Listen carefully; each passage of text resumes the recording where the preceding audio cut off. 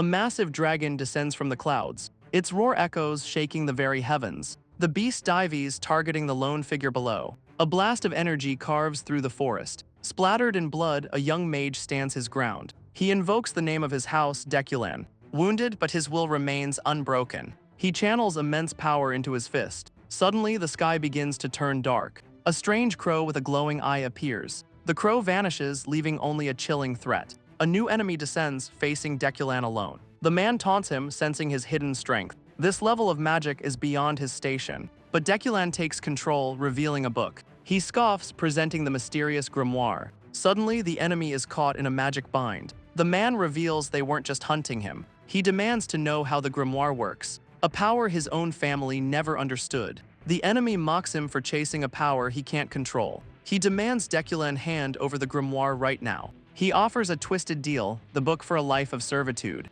But Deculan just smirks, unimpressed by the offer. He summons a new spell, mocking the man's assumptions. Now trapped, the hunter can only curse his name. Suddenly, a new presence arrives, marked by a cane. He feels a sudden, overwhelming pressure closing in. His spell remains, but his attention is now divided. The man in red compliments his instincts, surrounded by power. The newcomer finds the situation delightful. He introduces himself as the head of House Deculan. He reveals his true goal, the Grimoire. A flashback shows the legendary power of his house. He speaks of his family's fearsome reputation, and he's lived up to that name for a decade. Deculan finds his long-winded speech distasteful. The family head is completely taken aback. Deculan mocks him for trying to steal his prize, but the head of House Deculan just smiles. The family head finds his defiance amusing. Deculan curses his luck, the head came in person. The man's presence alone is overwhelming. He could simply kill him and take the Grimoire, but he offers a deal, the book for forgiveness. He admits he never recognized Deculan's true talent.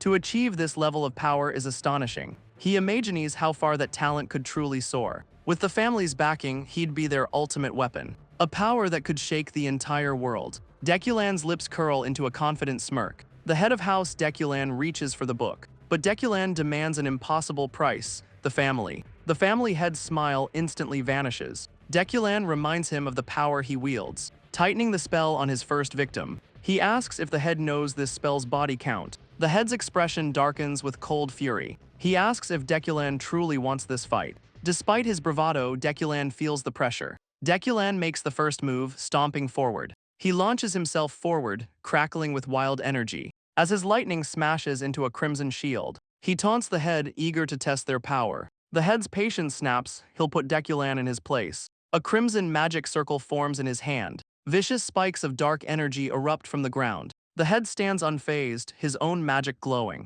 The trapped hunter can only watch in awe. Deculan's binding spell crushes his first captive. He weaves through a storm of crimson attacks. He can't find a single opening in the assault. Forced back, he throws up a desperate shield. The head mocks him, some things need no comparison. He summons a complex crimson magic circle, declaring the absolute gap between their power. A massive explosion engulfs the entire area. The head reveals he held back, asking if he'll talk now. He surveys the destruction, waiting for an answer. Deculan's voice offers to bow his head and return, but his surrender was just a clever ruse. He unleashes a manic grin, gathering his power. He's tired of being treated like a dog. He fires a massive blast of pure lightning. He refuses to be a pet in a gilded cave. The head simply calls him foolish, unimpressed. A vast crimson magic circle erupts around him. Its sheer scale dwarfs Deculan's desperate attack. He'll show him what true power looks like. The first hunter watches, awestruck by this power. Deculan glares back, his spirit still unbroken.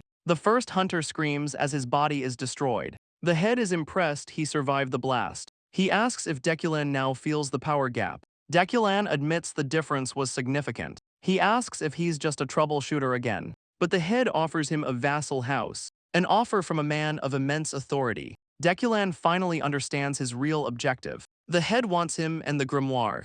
Deculan sits defeated, offering up the Grimoire. He presents the book, seemingly accepting the deal. The head reaches out, promising a clean slate. But as he reaches, the Grimoire ignites with dark energy. The head pulls back, his smile gone, demanding an explanation. Deculan grins, offering to let him take the ashes. The head threatens him, but Deculan tells him to listen. He explains he only took the book for the money. He then asks about a troubleshooter the young master killed. The young master devoured his comrades with forbidden magic. The head asks if this is revenge for his comrades. Deculan's eyes are cold, he knew they were disposable. He only wanted to help them achieve their dreams, a goal that required an immense amount of money. He refuses to return to the family's doghouse. The head turns, his patience finally exhausted. He snaps his fingers, ending the conversation. Deculan's own blue fire erupts around him. The head commands him to burn in his own pride. But Deculan curses him, his will still unbroken. A lone figure walks through the azure flames. A manic grin spreads across Deculan's face. He revels in a long-lost sense of liberation. His eyes burn with unhinged, ecstatic power. A memory surfaces of when he first knelt and felt this strange new magic awaken. In the present, the head realizes everything has stopped. Deculan looks on, equally confused by the silence. The grimoire floats, pulsing with its own dark will. It calls to him, a new power taking hold. A golden magic circle burns onto his chest. The sigil glows with an ancient, complex power. His world shifts to a single coin in a bowl. He's a child again, confused and in an alley. A deep sense of unease washes over him. He finds himself in a familiar, old town. The feeling is undeniable, he's in the past. The shocking realization begins to set in. This is the district where he begged for scraps. He understands the grimoire has sent him back. The world is suddenly bright and peaceful. The sounds of a bustling town fill the air. He sits in a field, questioning what happened. The reflection in the water shows his younger self. The golden sigil on his chest is the only clue. He knows the grimoire must be responsible. That mysterious grimoire and its ancient power. The head of his house wanted it desperately, but for now, this seems like an opportunity. The foul river smell confirms this is no dream. He's not just alive, but full of life. A new strength surges through his body. He clenches his fist, feeling real power. This second chance is an opportunity. He remembers the dream of his old comrades. Their leader, Aster, wanted a better life. They were vagrants from the slums with nothing. They knew the pain of true starvation. It was a life they never chose for themselves. But his friend insists he was satisfied with it. But Aster finally admits the painful truth. His greatest sorrow was never being able to learn. Knowledge could have saved them from the nobles. A memory of his friend's dream surfaces. Aster had always wanted to build a library, a place where anyone could come and read. Deculan remembers the promise he made. A grand tower reaching for the heavens. It would be filled with every book imaginable, even the forbidden secrets of House Deculan, free for all. Aster imagined a book filled with the family's secrets. The very thought of that knowledge was intoxicating, but obtaining those secrets was the real challenge. Deculan smirks, knowing the family would be furious. His thoughts are cut short by a fist to the face. A new attacker kicks him, screaming in rage. He stomps on Deculan for daring to hide from him. Deculan glares back, confused by the sudden ambush. But his instincts take over, catching the next kick. The attacker is stunned as Deculan calmly counts the blows. He promises to return the favor tenfold. The silver-haired bully is stunned by his defiance. A flash of his future self lands a brutal punch. Deculan looks at his fist, confused by this new power. The bully screams, calling himself his big brother. He kicks Deculan across the field in a rage. But Deculan takes the beating without flinching. His foot crushes a stone, a sign of his new strength.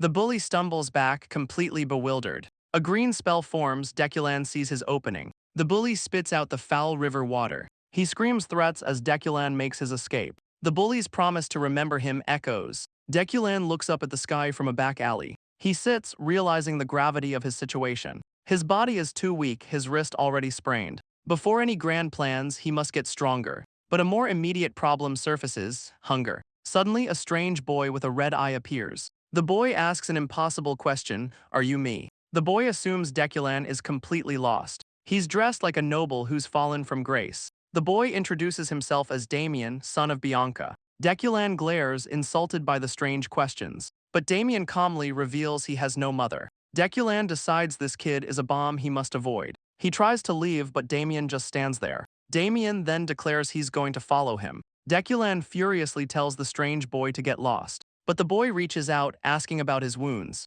The strange boy offers to heal his wounds. Deculan stares, stunned by the familiar magic. Damien cheerfully calls it a simple healing spell. But Deculan knows this is no simple magic. It's the secret art of a house his family destroyed. His old troubleshooter instincts are screaming. The boy just smiles, surrounded by gentle light. He questions why a Blando noble is in the slums. The boy turns, hearing his name spoken aloud. His eyes shift color as he answers the call. Deculan curses, his mind reeling from the revelation. The boy's eyes glow with a dangerous, familiar power. A vision flashes of a monster born from that house, a creature of immense power and unhinged fury. But in the present, Damien just smiles innocently. Deculan glares, knowing this kid is a walking disaster. Meanwhile, troubleshooters race toward a new mission. They complain about being summoned by House Blando. Rumors speak of a monster that has killed dozens. They wonder what kind of beast could cause such chaos. The first troubleshooter arrives horrified. His team stands ready amidst the destruction.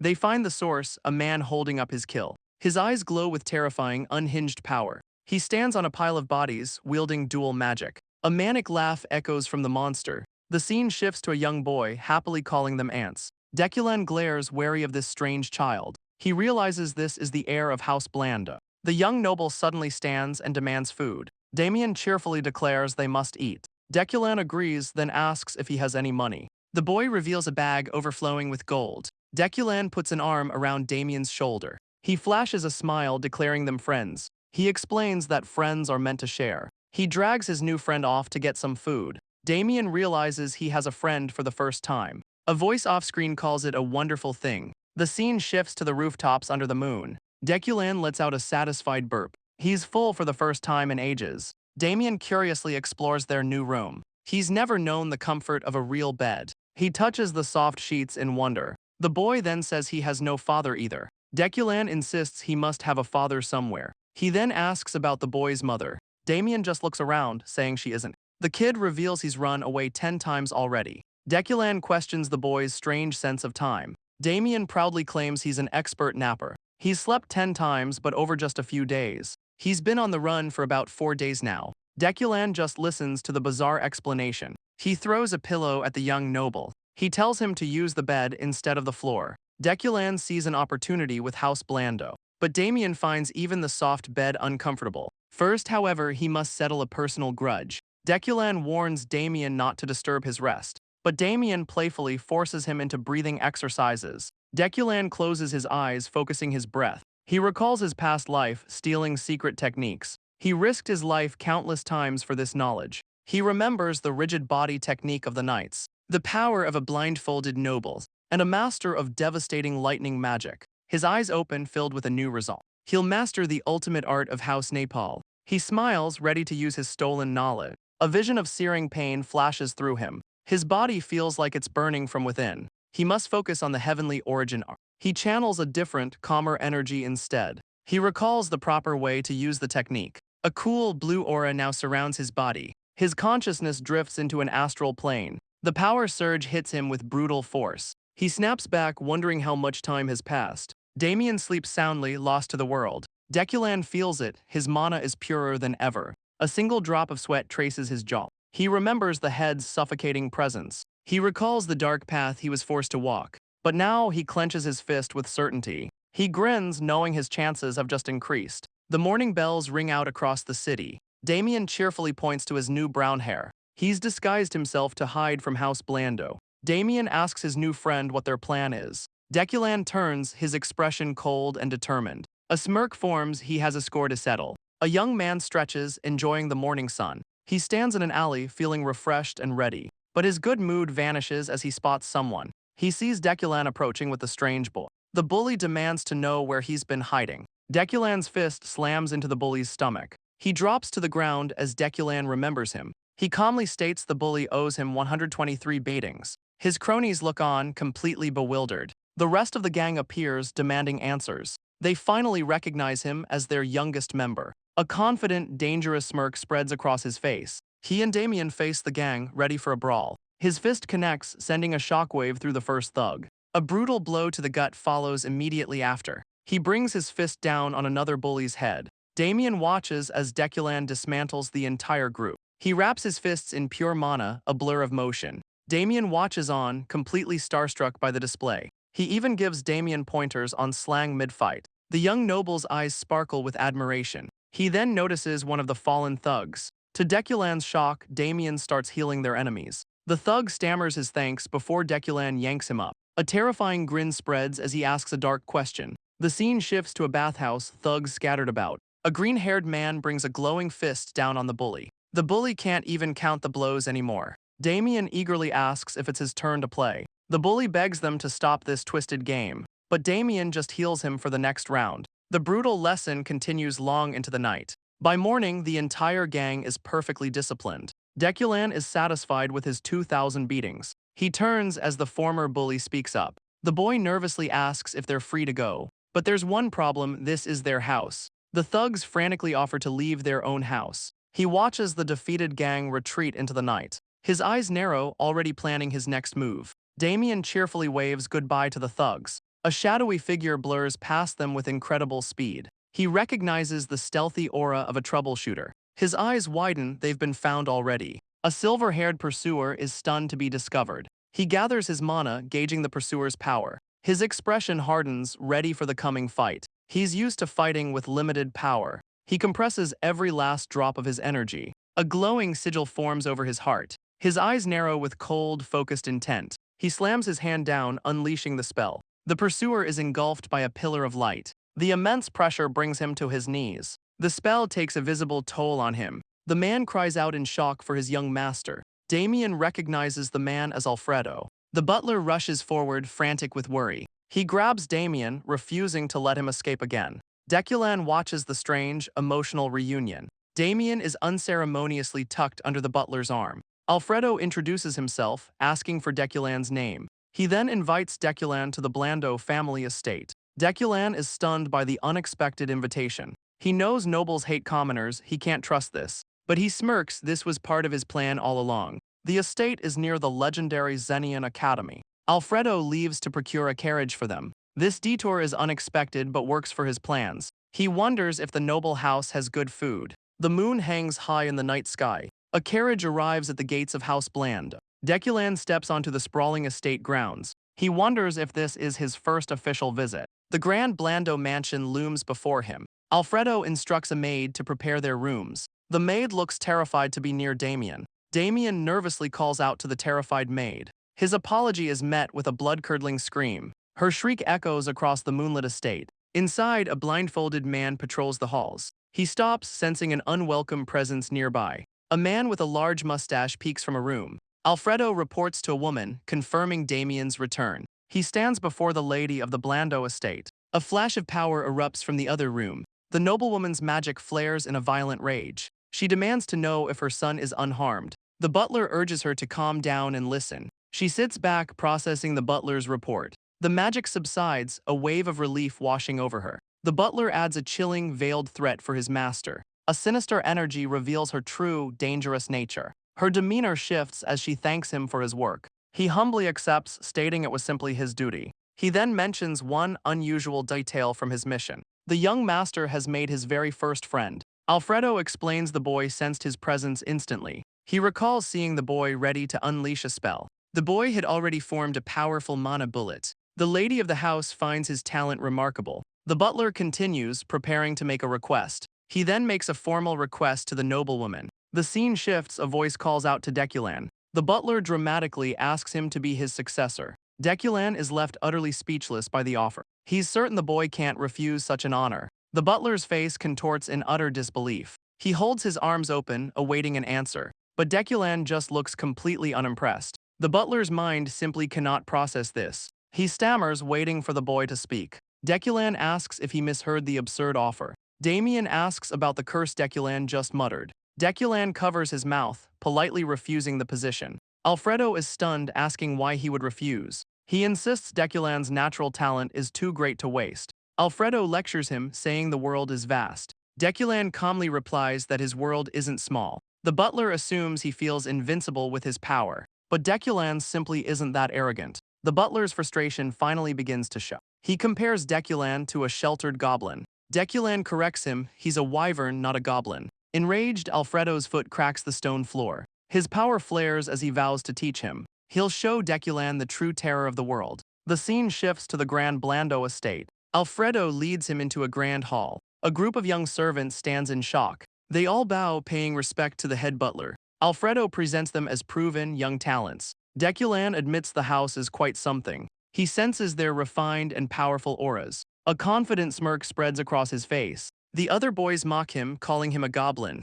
Alfredo eagerly asks if he'll accept the offer. Deculan turns away, refusing the butler's offer. A young trainee raises his hand to speak. The trainee, Winston, smirks at the head butler. He claims Deculan doesn't grasp the honor offered. He volunteers to give Deculan a proper lesson. He challenges Deculan to a so-called duel. The head butler considers the trainee's proposal. He formally offers Deculan a duel with Winston. Deculan knows he's seen as an eyesore. He sees their true nature, a pack of masked rivals. He asks to choose his own opponents. His finger lands on the smug trainee, Winston. He then points to the other 4 trainees. He'll take on all 5 of them at once. He grins, telling them to die if they're scared. Alfredo is left completely stunned by the audacity, but his shock quickly melts into a grin. He laughs, declaring this is true successor material. Deculan calmly agrees to take full responsibility. The terms are set, last 1 minute for a reward. He sees the old man's manipulative game. An instructor worries this duel is far too dangerous,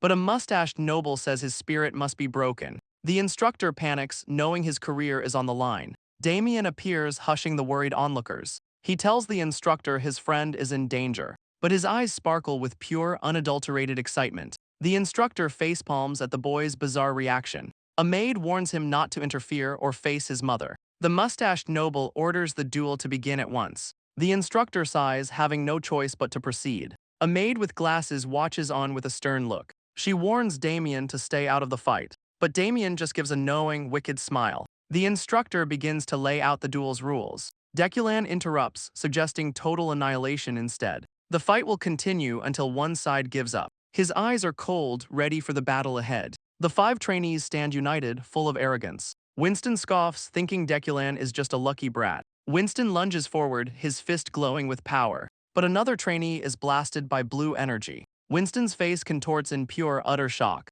A second trainee cries out, completely overwhelmed. In an instant, all 5 are on their knees. Deculan stands over the defeated Winston. He smirks, ready to teach them a spicy lesson. The trainee recognizes the multiple mana bullets. Dark, crackling energy surges around Deculan. He unleashes his power, a lesson in humility. The trainees are sent flying by the mana barrage. Winston's face twists in utter disbelief. Deculan grins, echoing the butler's bitter lesson. He unleashes another point-blank blast of power. He promises to inject his experience into them. Winston screams that this isn't just magic. Deculan's foot stomps down with brutal force. A mana-infused kick sends another trainee flying. The instructor watches on, completely horrified. The other servants are frozen in absolute terror. A brutal stomp crushes another trainee's face. He realizes the mana bullet was compressed 4 times. He visualizes the boy's swirling, complex magic. The butler marvels at his natural mana manipulation. His combat instincts are simply terrifying. Damien claps eagerly, ready to heal the losers. Damien's voice snaps the butler from his thoughts. He turns, startled by the unexpected arrival. He's stunned to see the lady of the house. The madam's arrival brings the duel to a halt. The trainees believe Lady Rancy has come to save them. The madam demands an explanation for the brutal scene. Her eyes burn with disbelief and cold fury. She scoffs, looking at the carnage left behind. Deculan is surprised to see Damien casting a spell. She orders the injured trainees to be taken away. The noble bows his head in silent obedience. Damien is then ordered back to his room. She dismisses Deculan, calling him Aster. The instructor, Runpit, is summoned to face her. The instructor stares in shock. He's been dismissed. The scene shifts to a quiet room in the mansion. Lady Rancy tells Alfredo he went too far this time. He bows deeply, ready to accept his punishment. The tension hangs heavy as tea is served. She asks the mustached noble for a report on the duel. He struggles to explain, trailing off his sentence. He fondly recalls Deculan's remarkable fighting prowess. He then brings up the powerful mana bullet again. The boy compressed it 4 times, a shocking feat. He visualizes the boy's complex mana control. Lady Rancy admits his skill is truly surprising. He subdued 5 elite trainees all on his own, a feat most accomplished mages couldn't manage. She asks if the boy truly refused the offer. She sets her cup down, her mind racing. She decides to reassess her judgment of Aster. Deculan is brought before the lady of the house. She greets him warmly, Damien already at her side. He stands before them, awaiting her command. But first, Lady Rancy presents a small, ornate box. She mentions the gift Alfredo promised him. Deculan's eyes narrow with deep suspicion. He recalls the terms of the duel's reward. With a sly smile, she invites him to open it. He cautiously takes the box in his hands. A brilliant golden light erupts from within. Inside lies a superior-grade elixir, a rare treasure. He knows this gift comes with hidden strings attached. A reward this valuable is a clear manipulation tactic. She calls it a reward and an apology for the day. Deculan asks if accepting binds him to her house. She smiles, simply saying no. He then asks if the elixir is poisoned. Her smile widens, she again says no. He presses, asking if there are truly no conditions. He thanks her, accepting the valuable prize. He grins, pleased with this unexpected gain. But she has another proposal. He knew the catch was coming. She rests a hand on Damien's head, revealing his strange eyes. She offers him a ticket to the academy with Damien. Deculan is taken aback by the sudden proposal. She explains Damien refused to go last year. His running away was completely unexpected. But with his new friend, Damien is eager to attend. Deculan silently considers the noblewoman's offer. He realizes she's afraid Damien will flee again. She has no other way to change her son's mind. But the academy offers valuable connections.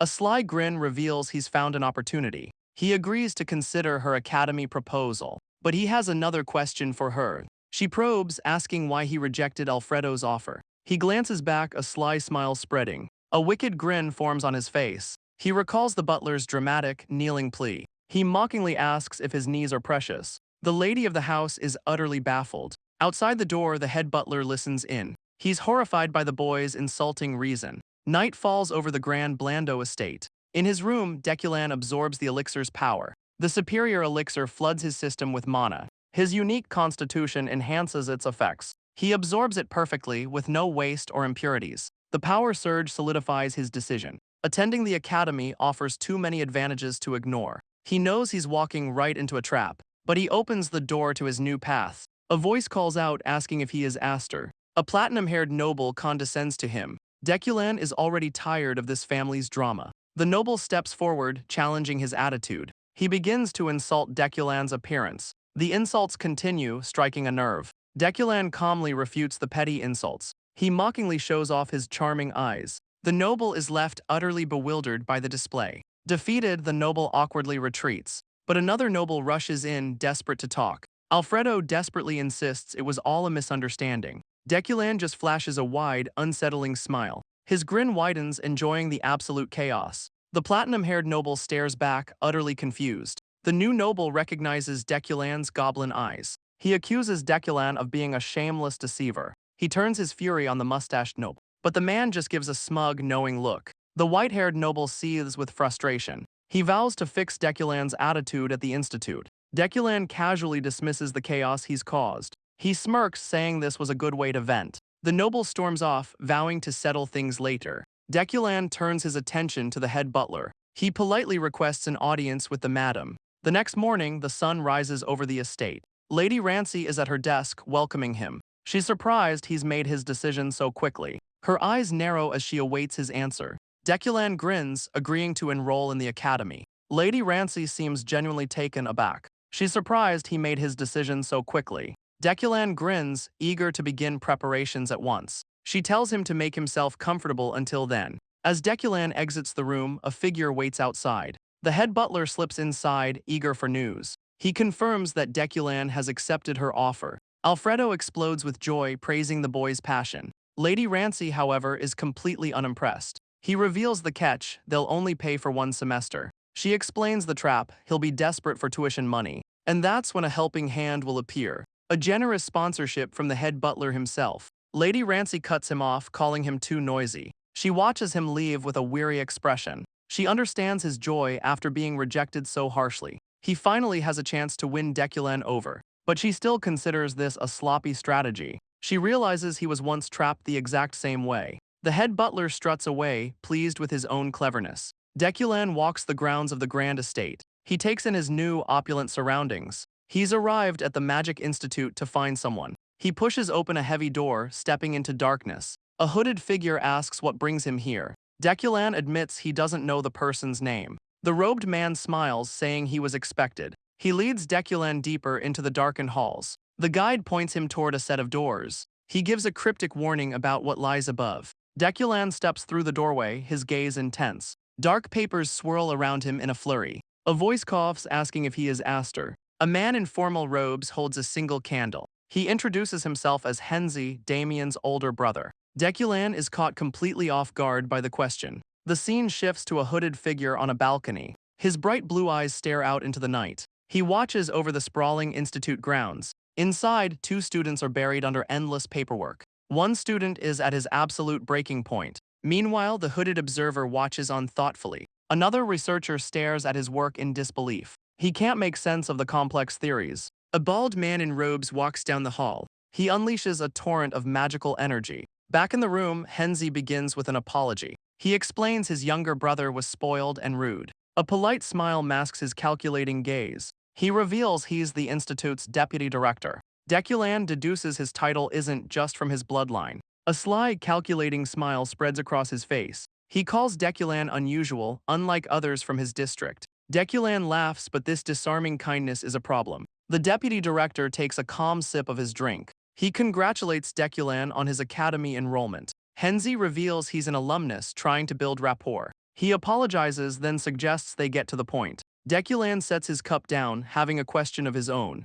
The question hangs in the air: would he risk his life for a friend? The question hangs heavy, putting Deculan on the spot. He reveals the fate of House Blando hangs in the balance. He offers a glowing book, a prize for his loyalty. An ancient, powerful tome is laid out before him. The scene shifts to a woman tending a sunlit garden. It's Lady Rancy, lost in thought among the flowers. She pauses her work, snipping a single yellow flower. She sighs, relieved that one problem is finally solved. She's relieved Damien's enrollment is finally settled. She muses that Deculan is a good friend to her son. She considers his talent and audacious personality. She smiles, recalling what truly impressed her. He treated her son as a genuine friend. This makes him valuable but also a threat. Like a bird freed from its cage, he's unpredictable. She must devise a way to keep him close. For Damien's sake, his talent must be secured. Deculan considers the offer of the secret grimoire. He immediately searches for the ulterior motive. Henzi notes the boy's clear, transparent eyes.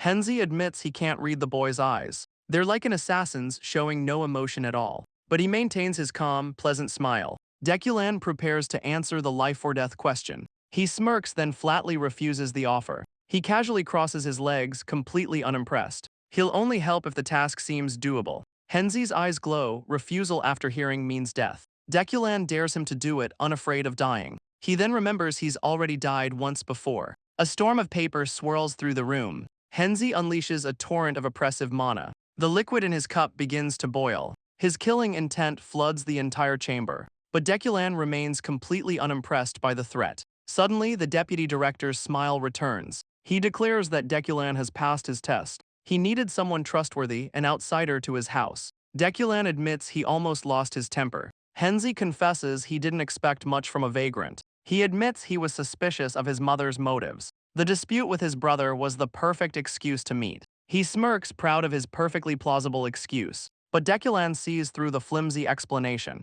Henzi confirms his suspicions, admitting he couldn't act openly. He reveals the true, dangerous reason for his secrecy. He's being watched by the powerful House Deculan. The name stuns Deculan into silence. Since Deculan is unafraid of death, Henzi reveals his plan. He's researching Deculan's sacred arts and has been discovered. Henzi reveals he's studying the sacred Deculan arts. Deculan questions how someone long dead could still be alive. Henzi calls House Deculan careless, a fatal mistake. But his research uncovered something far greater. The horrifying truth begins to dawn on him. The heavenly origin art is the root of all Deculan magic. He maniacally reveals he's trying to improve the perfect art. Deculan stares, utterly horrified by this mad confession. He realizes Henzi's obsession is a threat to his own family. He realizes this research is why his house destroyed Blando. This research is why his family was targeted. He recalls the overwhelming power of the attacker. A flashback to a cataclysmic magical assault.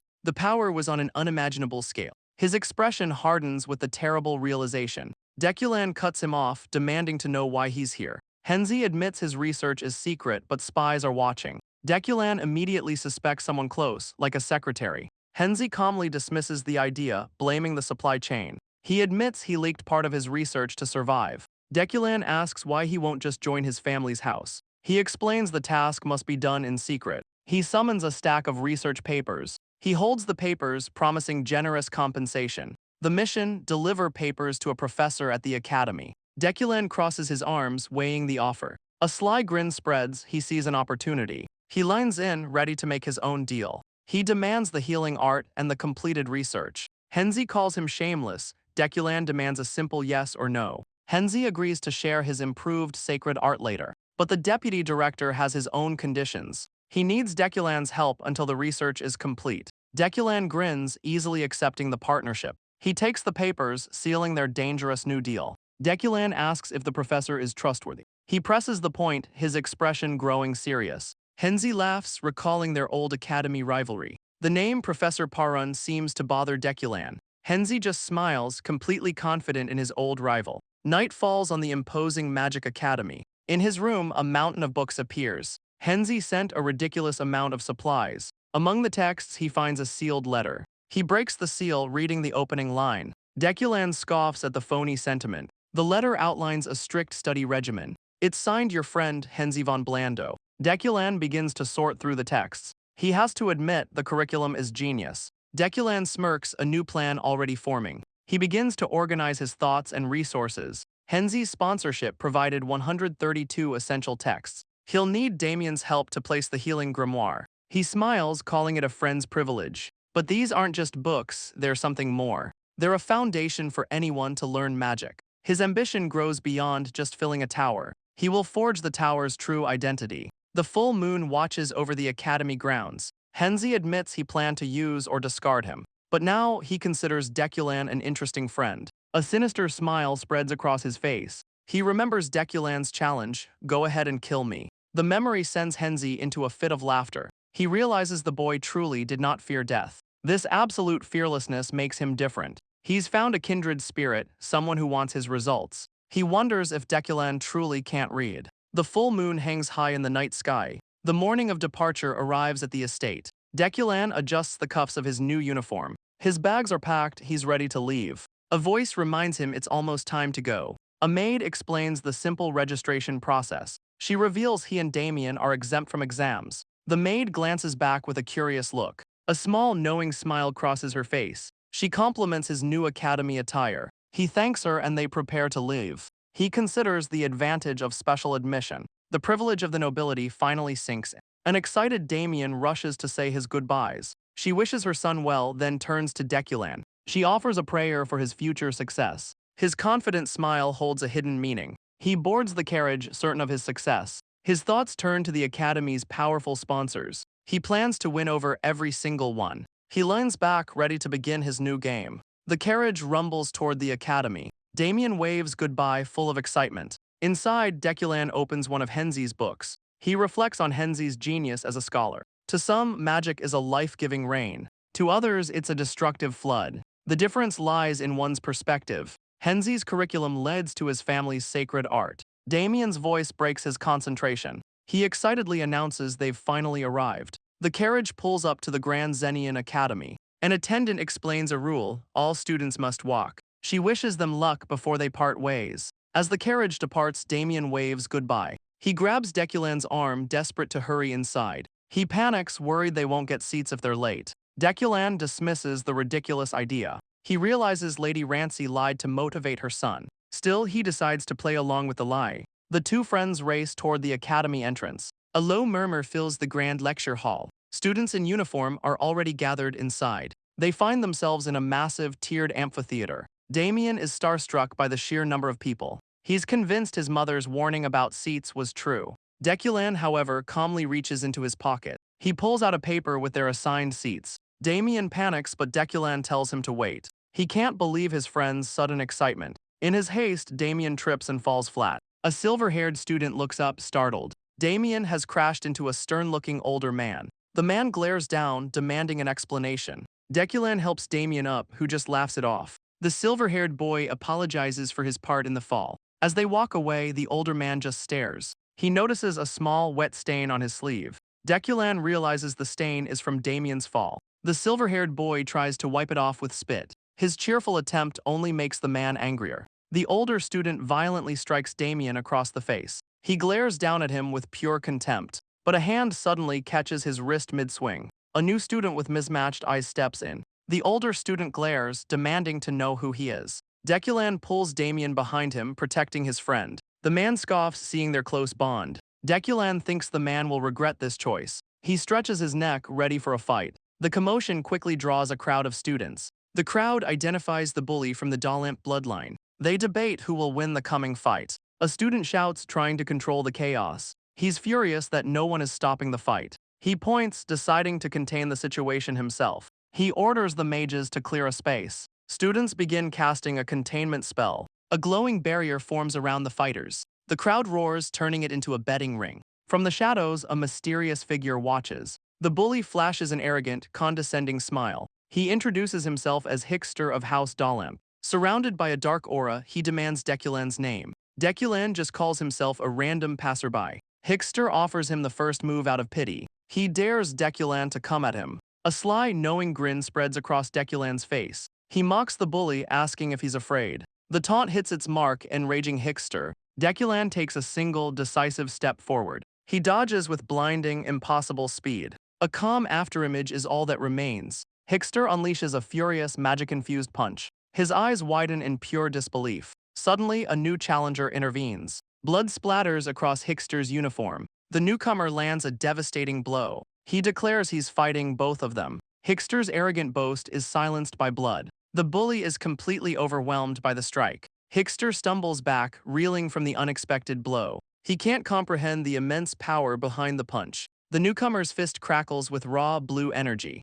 But Hickster instantly casts a healing spell on his wound. The silver-haired student is the one casting the magic. He gleefully supports his noble master from the side. The newcomer scoffs at the privilege of noble families. He lands another blow, barely even trying. The magical containment barrier holds firm around them. His eyes glow as he prepares to unleash his full power. The masked challenger mocks Hickster's surprising durability. His silver-haired servant gleefully casts another healing spell. Another punch lands, the force rattling Hickster to his core. The sheer force sends Hickster skidding backward. Pure shock and terror fill Hickster's eyes. The crowd roars, demanding Hickster stop going easy. His fans scream his titles, the pride of his house. Their cheers turn to demands, finish the fight now. Humiliated, Hickster trembles under the weight of expectation. He grits his teeth, seething with pure, humiliated rage. He roars, insulted by the mere mage. But the challenger lands another brutal blow. The newcomer is completely unimpressed by his foe. Hickster explodes with rage, gathering his power. He screams, refusing to be looked down upon. He unleashes a massive, green-tinged strike. The crowd erupts, cheering for their champion. Hickster feels the solid impact of his punch. But the blow felt strangely light, almost empty. His opponent lands gracefully on the wall, unharmed. Deculan calmly brushes dust from his uniform. Hickster turns, stunned by his opponent's composure. The sheer humiliation sends him into a blind rage. He ignores the masked fighter and charges Deculan. But Deculan's expression remains cold and calculating. He knows the servant's healing must be overcome. The silver-haired boy gleefully keeps his master fighting. Deculan decides to end this with a single move. He summons a powerful technique from his past life. A power born from colliding mana particles. He recalls a power beyond magic or martial arts. A pure technique using the properties of mana itself. Two fists collide in a blinding flash of energy. The scene shifts to a different training hall. A young student looks on, completely stunned. A master demonstrates the powerful golden technique.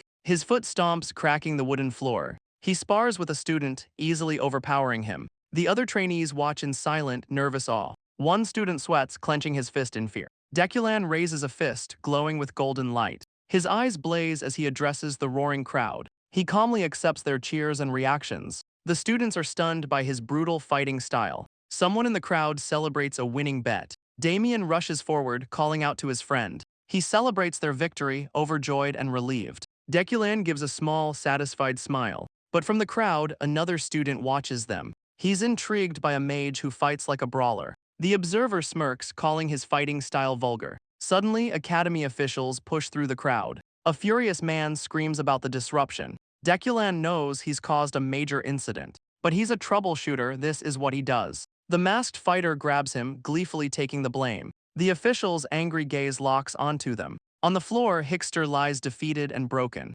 Later, they're summoned behind closed doors. Deculan and the fighter Aster answer the call. An official lets them off without penalty points, but he warns them he'll be watching closely. Deculan gives a small, almost imperceptible nod. With the interrogation over, they head out. Deculan and Aster peek into the grand hall. They've arrived just before the entrance ceremony. Their entrance immediately draws whispers from the crowd. Students murmur about the mage who fights like a brawler. Aster soaks in the attention, declaring them famous. Deculan simply ignores the noise and finds their seats. Damien is thrilled their new friends saved them seats. The Academy's headmaster begins his opening speech. Damien is already dozing off from the long speech. He's fast asleep, drooling through the ceremony.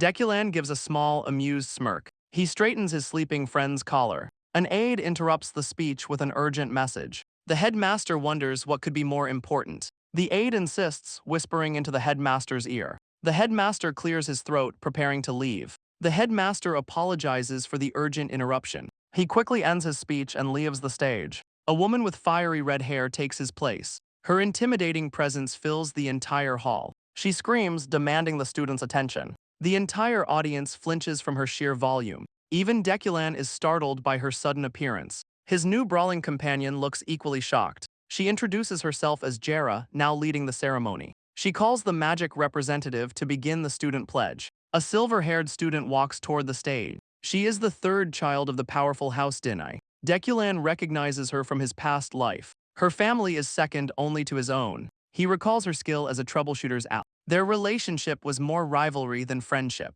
He smirks, glad to see a familiar face. Jera calls the combat department representative forward. A scarred student stands to answer the call. Deculan notes he's a commoner, which will surely annoy the nobles. The student representatives conclude their oath. Jera calls the new professors to the stage. His old rival gives a cold, passing glance. Deculan feels her gaze lock onto him. For a brief moment, their eyes meet. He dismisses it, his mind on something else. As she leaves the stage, she stumbles. But Deculan's focus is on a specific professor. He waits for a man named Professor Parun. One by one, the faculty takes the stage. A piece of chalk snaps and falls to the floor. The final professor introduces himself as Parun. Deculan expected someone like Henzi, but he's different. He decides not to judge the man too quickly. Jera officially concludes the entrance ceremony. She dismisses the students to their new dormitories. Deculan wakes Damien, who asks if it's over. He deadpans that Damien was expelled for sleeping. Damien looks up, his mind slowly processing the lie. Pure, unadulterated panic floods his face. The students arrive at the grand dormitories. Deculan walks the halls, amused by his prank. He searches for their assigned room. Their quarters are on the very top floor. He pushes open the door to their new room. The academy provides surprisingly nice accommodations. Each student receives the same basic supplies. He begins to unpack his new belongings. He hangs his coat, settling into his new life. But a sound from the door catches his attention. Deculan turns to face his new roommate. He suggests they try to be quiet. The student walks in, dismissing his words. He sets a strict rule, no interference. The roommate demands an immediate answer. Deculan sighs at the boy's arrogance. The student clarifies, no talking ever. He gets in Deculan's face, repeating his demand. Deculan gives him a cold, silent stare. The boy challenges him, questioning his combat rank. Deculan sidesteps, easily dodging the drawn sword. The roommate is stunned by his impossible speed. Deculan calmly compliments his sword-drawing technique. He notes the boy's precise, controlled movements. He calls for his friend waiting outside. The roommate smirks, deciding to leave. Deculan stops him, offering a counter-proposal. He'll be quiet, but he'll sing after midnight. Outside, Damien runs up to meet him. He cheerfully asks about the new roommate. Deculan teases him for sleeping through the ceremony. Damien excitedly suggests they explore the academy. He explains they need to learn the campus layout. They stand before the vast academy grounds. Deculan agrees, seeing the logic in it. But his senses pick up a strange presence. He senses faint auras from the rooftops. He recognizes the energy of a troubleshooter. He decides to investigate under the guise of a tour. The two friends set off across the courtyard. Damien playfully messes with Deculan's hair. The academy grounds are vast under the setting sun. Damien is amazed by the academy's massive lake. He's never seen anything like it back home. Deculan feels like he's babysitting the excitable boy. He tells Damien to just have his family build one. Just dig a hole and fill it with water, he deadpans. Damien takes the absurd advice completely seriously. Elsewhere, a maid reacts to the sudden, grand request. His friend is already trying to name his future lake. Damien decides on a name for his future lake. The absurd request sends a shock through the maid. He even wants a statue to go along with it. He excitedly suggests making it a dragon. Back home, the maid feels a sudden, inexplicable dread. With the tour over, Deculan decides they should leave. But his mind is already calculating the troubleshooter's positions. He pinpoints the center of their formation. The target is Professor Parun, just as he suspected. Elsewhere, two observers note Deculan's sharp deductions. Deculan glances back, spotting a hidden figure. A wicked smile spreads across his face. The observer notes they've conveniently taken the bait. Night falls over the sprawling academy grounds. A lone lamp flickers under the cloudy sky. A cloaked figure leaps across the rooftops, moving with silent, deadly speed through the darkness. The assassin lands gracefully on a balcony. He enters a dark room to meet an accomplice. The others are already moving into position. An emergency order arrives from their superiors. They're to gather at the target's location. The main target was caught shifting the plan. The leader processes the sudden change in mission. Their new focus is Professor Parun, the sub-target. One of the assassins panics at the news. He fears facing the Academy's powerful professors alone. Their strongest agents, the single numbers, aren't coming. But the leader reveals they have a backup plan. The legendary fire demon Callahan will join them. The assassin flinches at the name Callahan. A red-haired man, a former deputy commander. He's known for his ruthless, cold-hearted methods. The assassin sweats, realizing the danger they're in. But the leader says his presence might prevent a fight. Relieved, the assassin agrees to move out now. They must regroup to improve their survival odds. The two assassins leap into the night sky. But from a balcony, Deculan watches them go. He waits for midnight and for Callahan. Callahan once risked everything for House Deculan. He remained loyal even as the family declined. A sworn knight kneeling before his master. But in his prime, he was a true monster. Known as the unstoppable fire demon of Deculan. Deculan knows he must recruit this man. Callahan wields a secret fire art of his house. This unexpected opportunity is a massive gain. The assassin's target will be moved to Professor Parun. He's certain there after the research paper he holds. He knows the research paper is just a decoy. He prepares himself for the coming confrontation. He pulls on black gloves ready for action. A weapon is secured firmly to his belt. A dark cloak conceals his form. His roommate is sound asleep, completely unaware. With a final glance, his eyes glow yellow. The arrogant roommate is completely out cold. Deep within the academy, a single light burns. Elsewhere, the target, Professor Parun, works alone. Professor Parun works late into the night. He curses the rats invading his territory. They've crossed a line by coming here so boldly. His eyes narrow as he understands their plan. Suddenly, his office door creaks open. A cloaked figure steps silently into the room.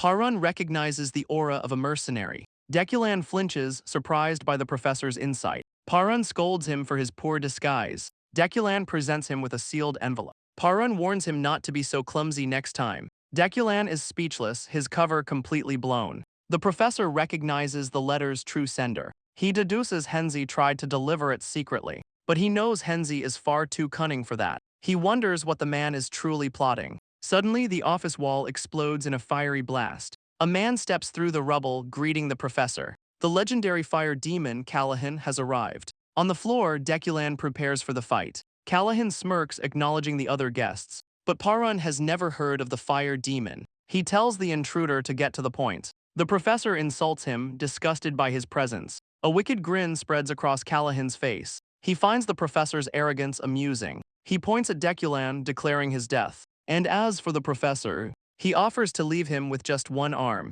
But a blade flashes through the air. But Professor Parun unleashes a defensive spell. The two attacks collide in a massive blast. Deculan hits the floor, dodging the shockwave. His eyes narrow, assessing the new threat. He and the professor regroup amid the chaos. Parun addresses him by a new name, Pola. He's no longer a student but a mercenary. Deculan grimly accepts the professor's terms. Parun realizes no alarms have sounded. The assassins have sealed the area with magic. The professor wonders if he can trust this rookie. The fire demon demands the document from Bland. He knows the professor won't hand it over easily. With a demonic grin, he decides to have some fun. The fire demon erupts in a torrent of flames. The fiery shockwave forces them both back. Elsewhere, the other assassins are easily defeated. Callahan laughs, lost in the thrill of battle. Deculan watches, his focus razor-sharp. But the professor unleashes his own powerful magic. A pillar of pure magic erupts into the sky. From a rooftop, a cloaked figure watches the chaos. He smirks, knowing the real fight has just begun. He pulls out a familiar, patterned mask. It's been a long time since he's worn it. His eyes glow with cold, blue intensity. With the stage set, he decides to make his move. He clasps his hands, offering a silent prayer. He asks the moon goddess to guide his hand. But he admits he was never a righteous man. The masked figure descends into the chaotic fight. The tower shatters from the magical onslaught. The fire demon taunts the mercenary, unleashing more flames. Deculan struggles to his feet, battered but not broken. He curses, realizing the overwhelming gap in their strength. A protective charm from his captain just saved him. He tells the professor to stand back. The masked observer lands, radiating a chilling blue energy. He joins the fight, casting a powerful defensive spell. Callahan meets the attack with his own fiery magic. Paran acknowledges the boy's resolve, trusting him more. Deculan is stunned by the ether-enchanted sword. Callahan taunts them, daring them to block again. Deculan knows failure means death, gripping his blade.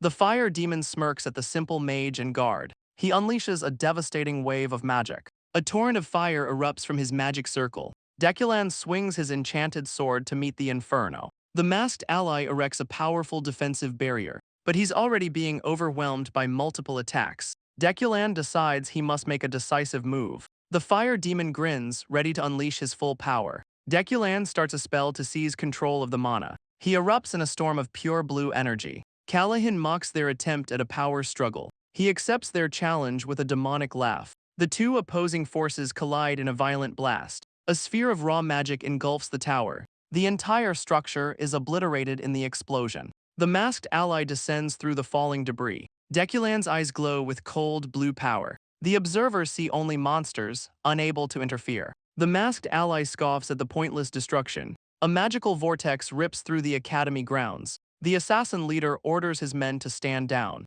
He demands to know how many are still alive. But a flash of blue energy cuts through their ranks. An assassin screams, realizing they've been ambushed. A new enemy lands silently in their midst. They're not observers, they're the next targets. The masked ambusher lands with devastating force. Meanwhile, Deculan and Callahan are locked in combat. The masked figure announces his arrival on the scene. His gaze is cold, his purpose clear. Callahan now faces two enemies amid the rubble. The fire demon roars, furious at the interference. In a flash of blue light, the figure moves, pressing a blade against Callahan's throat. He promises the fire demon a swift death. Callahan is frozen, shocked by the sudden threat. But the masked figure catches his fiery attack. A massive blast sends the fire demon flying. He's thrown back, carving a trench in the earth. His own mana backfires, choking him violently. The masked man descends like a specter of death. Callahan coughs up blood, his block shattered. Elsewhere, the remaining assassins flee the scene. He pulls out a vial to suppress the backlash.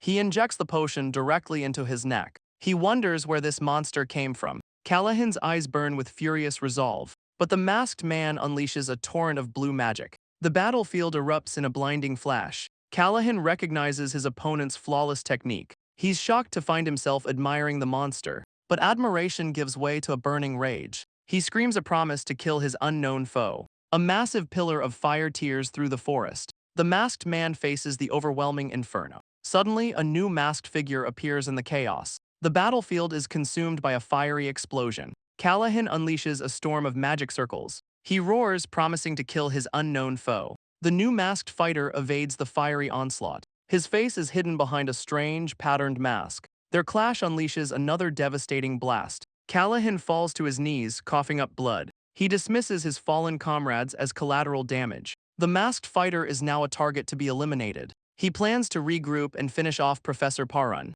The empty vial rolls across the scorched earth. The masked man taunts him, unimpressed by his power. He sees through Callahan's cold, calculating nature. He knew the fire demon would sacrifice his own men. That ruthlessness, he declares, will be his downfall. He unleashes a concentrated beam of pure magic. A new observer is stunned by the attack's speed. The blast of energy tears across the battlefield. It races towards the motionless fire demon, but he vanishes just before the impact. The blast misses its mark, but an assassin falls dead. The masked man walks past the body without a glance. He catches his breath, impressed by Callahan's power. Any other mage would have died from that ambush. But Callahan's arrogance created a fatal opening. He stands over the motionless body of the fire demon. He searches the corpse, looking for his prize. He finds exactly what he was looking for. The pouch is magically sealed, a problem for later. He turns to a new arrival, scolding their time. He tells the newcomer their next target is Professor Paran. The man explains he was late freezing the other assassins.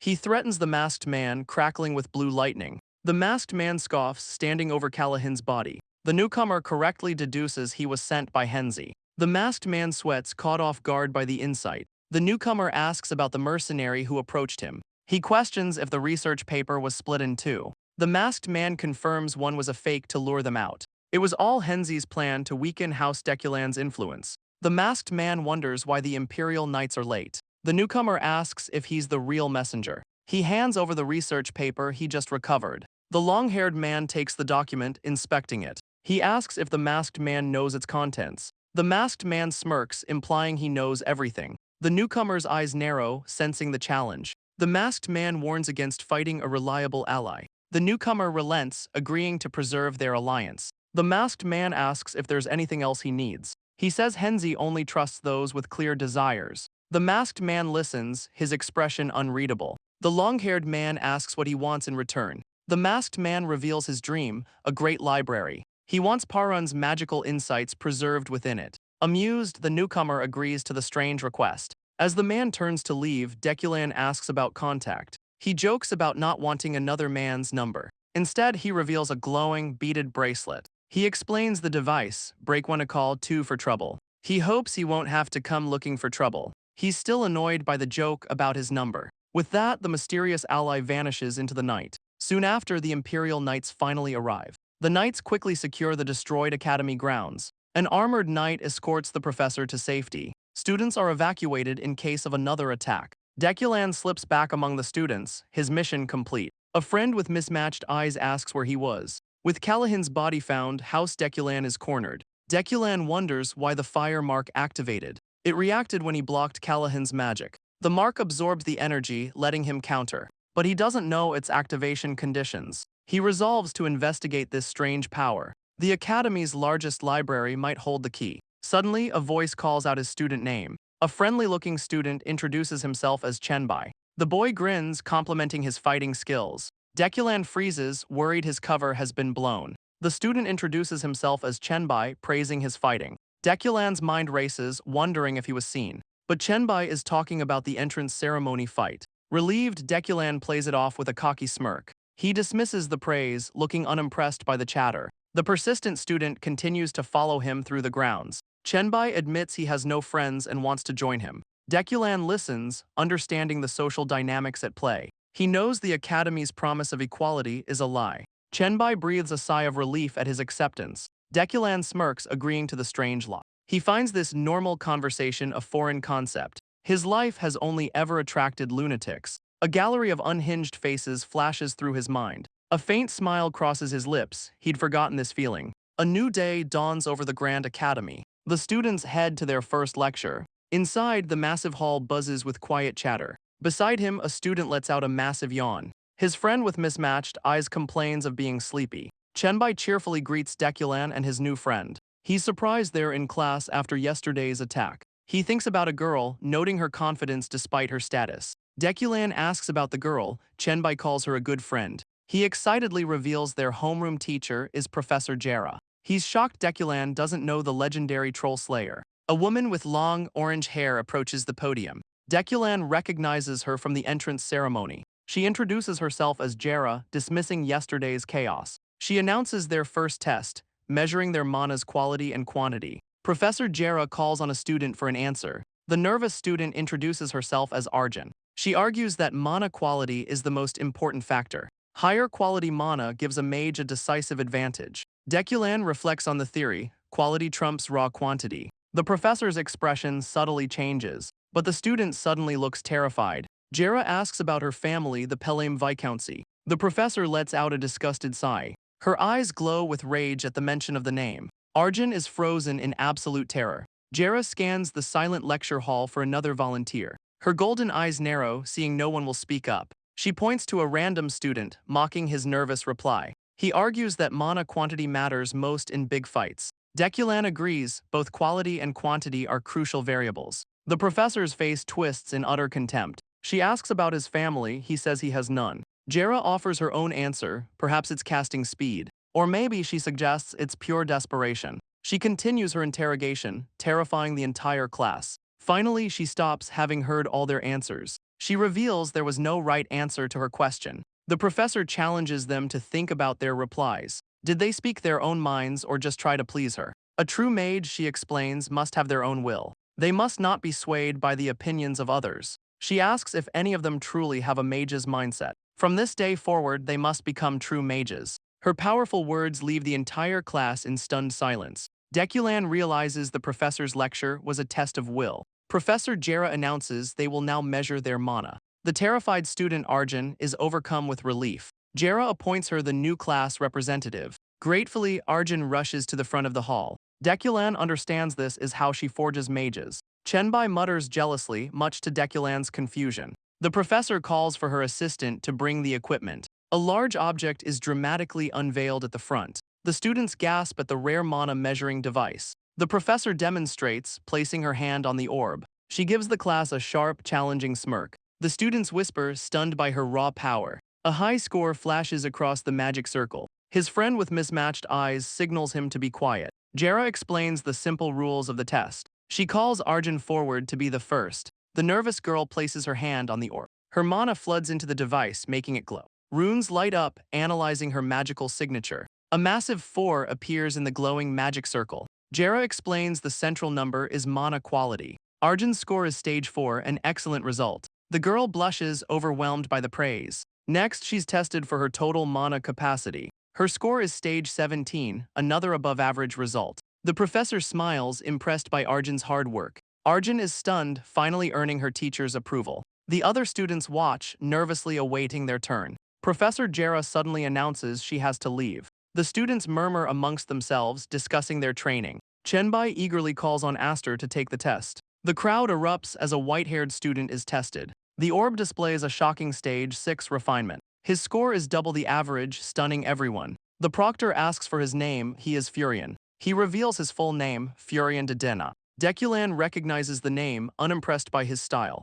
The proctor praises the noble's excellent results. Furion smirks, though his capacity is a minor flaw. The commotion wakes Deculan's sleepy friend. He groggily questions the point of the mana test, but his curiosity sparks and he rushes forward. Deculan facepalms, mortified by his friend's outburst. The crowd whispers, identifying the Blando young master. Deculan sweats, not wanting fame for his fighting. The proctor invites the young master to be tested. He asks for instructions, eyeing the glowing orb. He places his hand on the device, unleashing a massive surge. The entire hall is stunned by the display of power. The proctor's jaw drops in utter disbelief. The results are impossible, stage 9 and 67.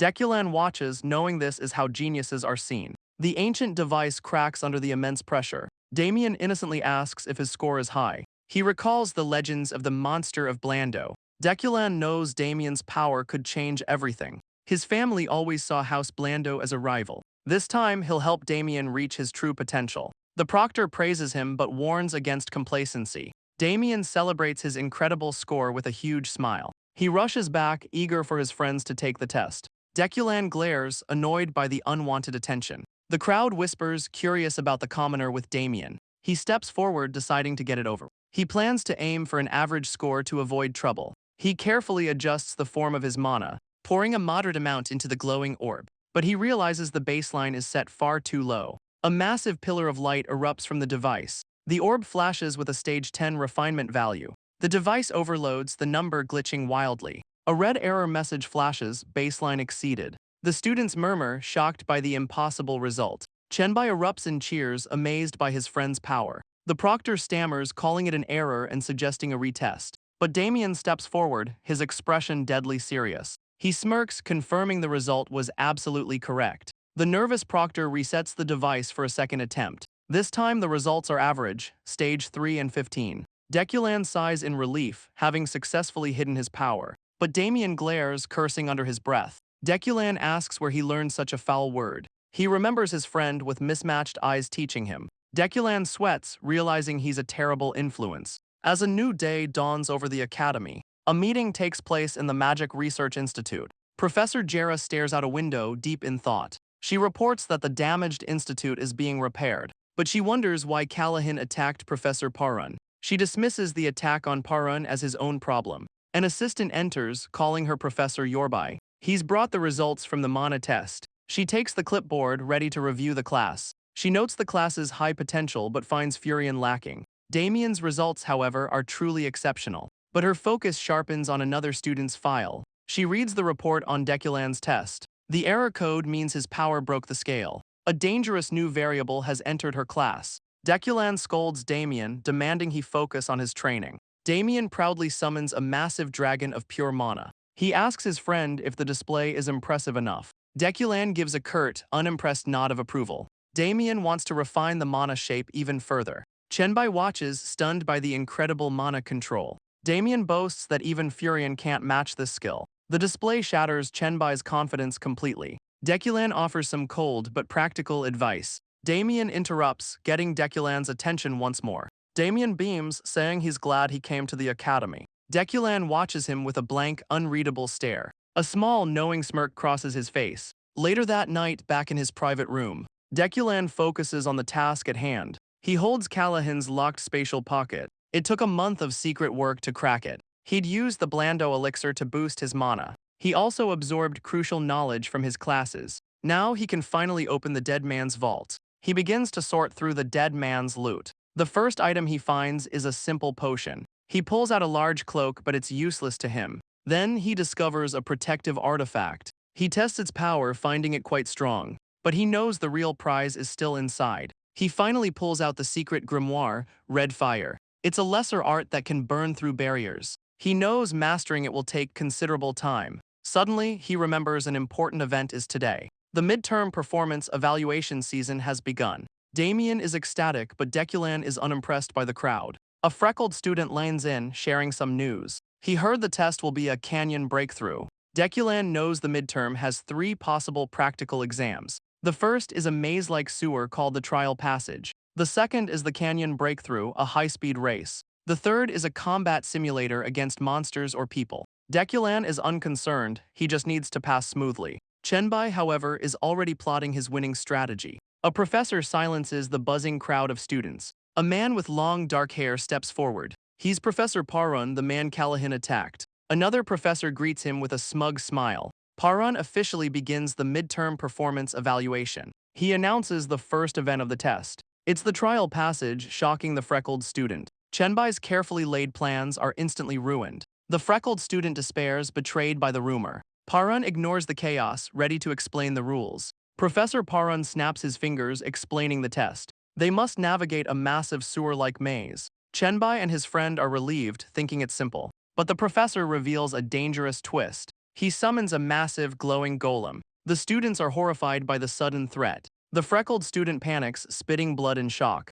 Parun explains the golems have an exposed core. The students realize they'll be trapped with them. Parun scoffs at their lack of composure. He recalls a student who once showed great grit, but he sees some potential in this new class. He spots the ones who are nervous but determined, and others whose eyes still hold a spark of life. His gaze lands on Deculan's confident smirk, but he dismisses Damien as an empty-headed fool. A cruel smile forms on the professor's lips. He silences the panicked chatter with one word. The students stare, the tension thick in the air. The golems are just gatekeepers, he explains. Each student will be issued a protective bracelet. Once its barrier shatters, they are out of the test. The students pale, understanding the brutal stakes. Parun then offers the passive class a new incentive. With a cruel smile, he demands an impressive show. Deculan smirks, a special reward awaits the best. He recalls his goal, accessing the Great Library. He can only enter the lowest of its 3 floors. He searched for clues on the fire mark in vain. Higher access requires noble blood or a professor's favor.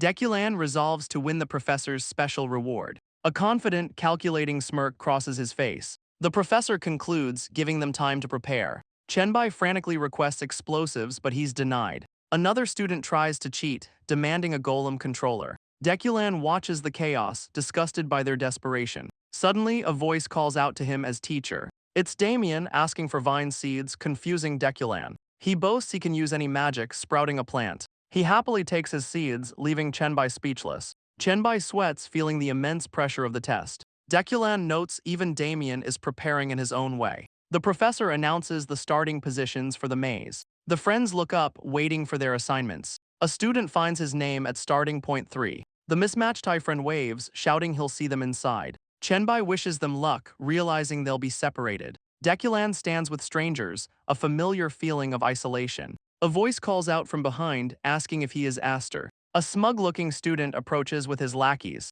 The student introduces himself as Daivai with a proposal. He wants to buy the bracelets of eliminated students. He offers 90 gold for the other 3 students' bracelets. Deculan knows that's a fortune for a commoner. Daivai's lackey taunts him about needing to survive alone. Deculan silently admits the logic is sound. He sees them simply as rich kids using their advantage. But Deculan calmly points out a flaw in their math. He gestures to the 3 other students in their group. Then he points back, including Daivai's group in the count. He calmly explains the new math, 210 gold. Daivai's group stares, completely caught off guard. The noble seethes, insulted by the commoner's audacity. Deculan smirks, raising the price to 40 gold each. Daivai scoffs, seeing this as pure lowborn greed. He dismisses Deculan as a fool blinded by money. He decides this mad dog is useless for his mission. As the nobles turn to leave, Deculan stops them. The noble explodes in rage at the absurd demand. With a chilling smile, he demands 120 gold. The noble's last thread of patience finally snaps.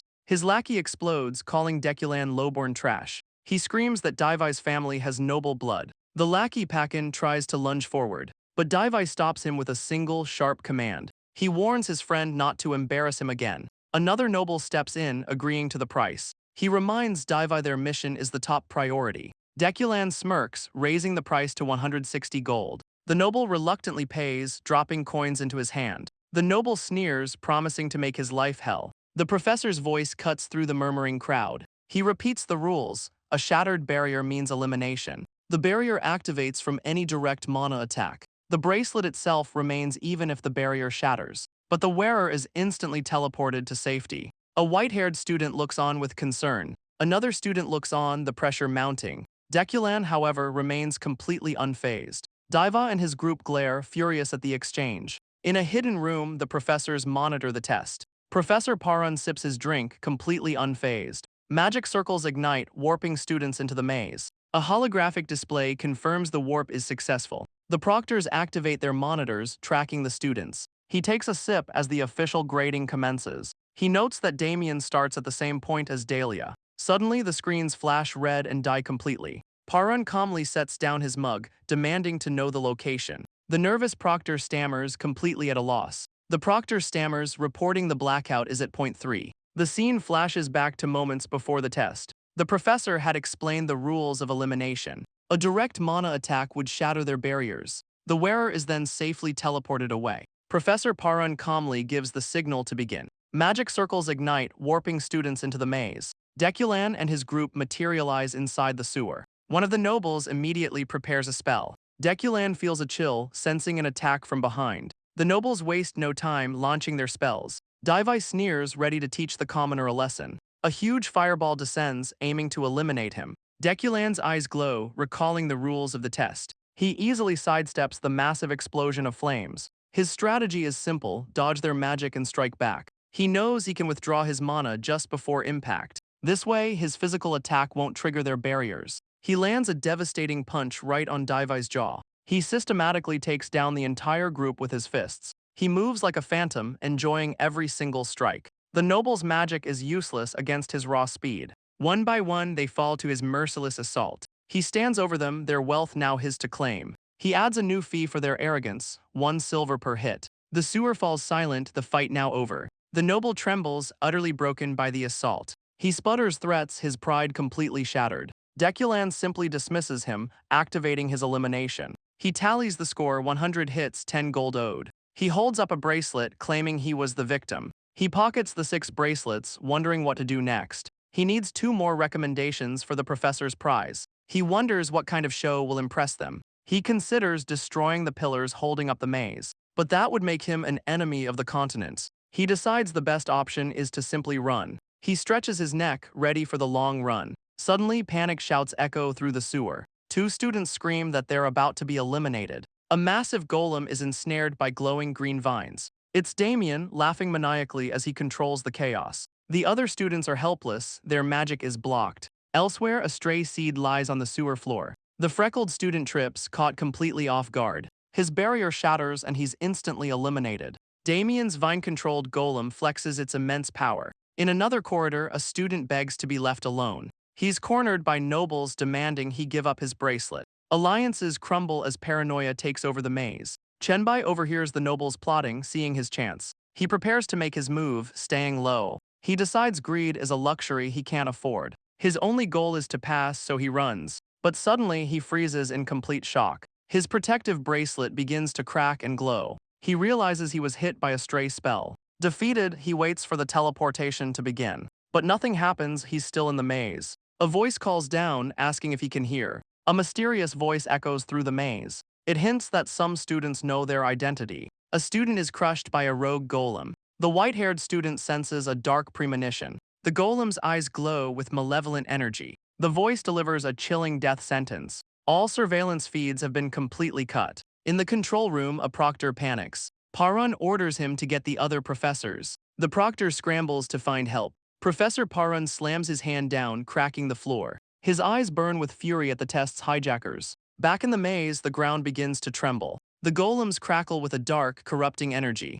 Deculan pushes his hair back, annoyed by the disturbance. The golem's eyes and cores now glow a malevolent red. He finds himself completely surrounded by an army of them. But he meets the assault head-on with a glowing fist. 10 minutes have passed since the voice took over. He notes the golems are now faster and deadlier. He realizes the golems are now actively hunting him. The hijackers have turned the guards into a hunting pack. They've unleashed the entire arsenal from storage. But he's a veteran troubleshooter, unfazed by the odds. He unleashes his power, ready to wipe them all out. Elsewhere, the freckled student wanders the maze alone. He regrets not getting eliminated, convinced he's going to die. Suddenly, a sound from the darkness catches his attention. A lone figure emerges from the shadows down the hall. It's Deculan, his eyes glowing with cold resolve. The freckled student waves, overjoyed to see a familiar face. But Deculan is running from a massive, corrupted golem. He recognizes Chenbai and shoves him forward, yelling to run. An entire army of golems thunders down the corridor. Deculan explains he sensed a presence, but it wasn't Damien. He demands Chenbai hand over his protective bracelet. The golem's detection range is surprisingly short, he says. But the bracelets are acting like bells, drawing them in. He'll act as a decoy while Chenbai escapes to find Damien. Deculan tells him to go, reminding him he has a family. Deculan's words hit Chenbai like a physical blow. The freckled student is stunned into silence. He remembers his brother's hopeful words. A tear of resolve streaks down his face. He screams at Deculan to survive, holding out the bracelet. Deculan takes it with a confident smirk. Chenbai runs, vowing to live as Deculan faces the golems. He thinks of his family's sacrifices for his dream. He remembers the future they gave up for him. Their hopes now rest entirely on his survival. He remembers his mother's proud, smiling face. Her words haunt him, our proud son. But he feels anything but proud of himself. He sees himself as a worthless coward. He stops, the guilt of his escape hitting him. He's running away, leaving a friend to die.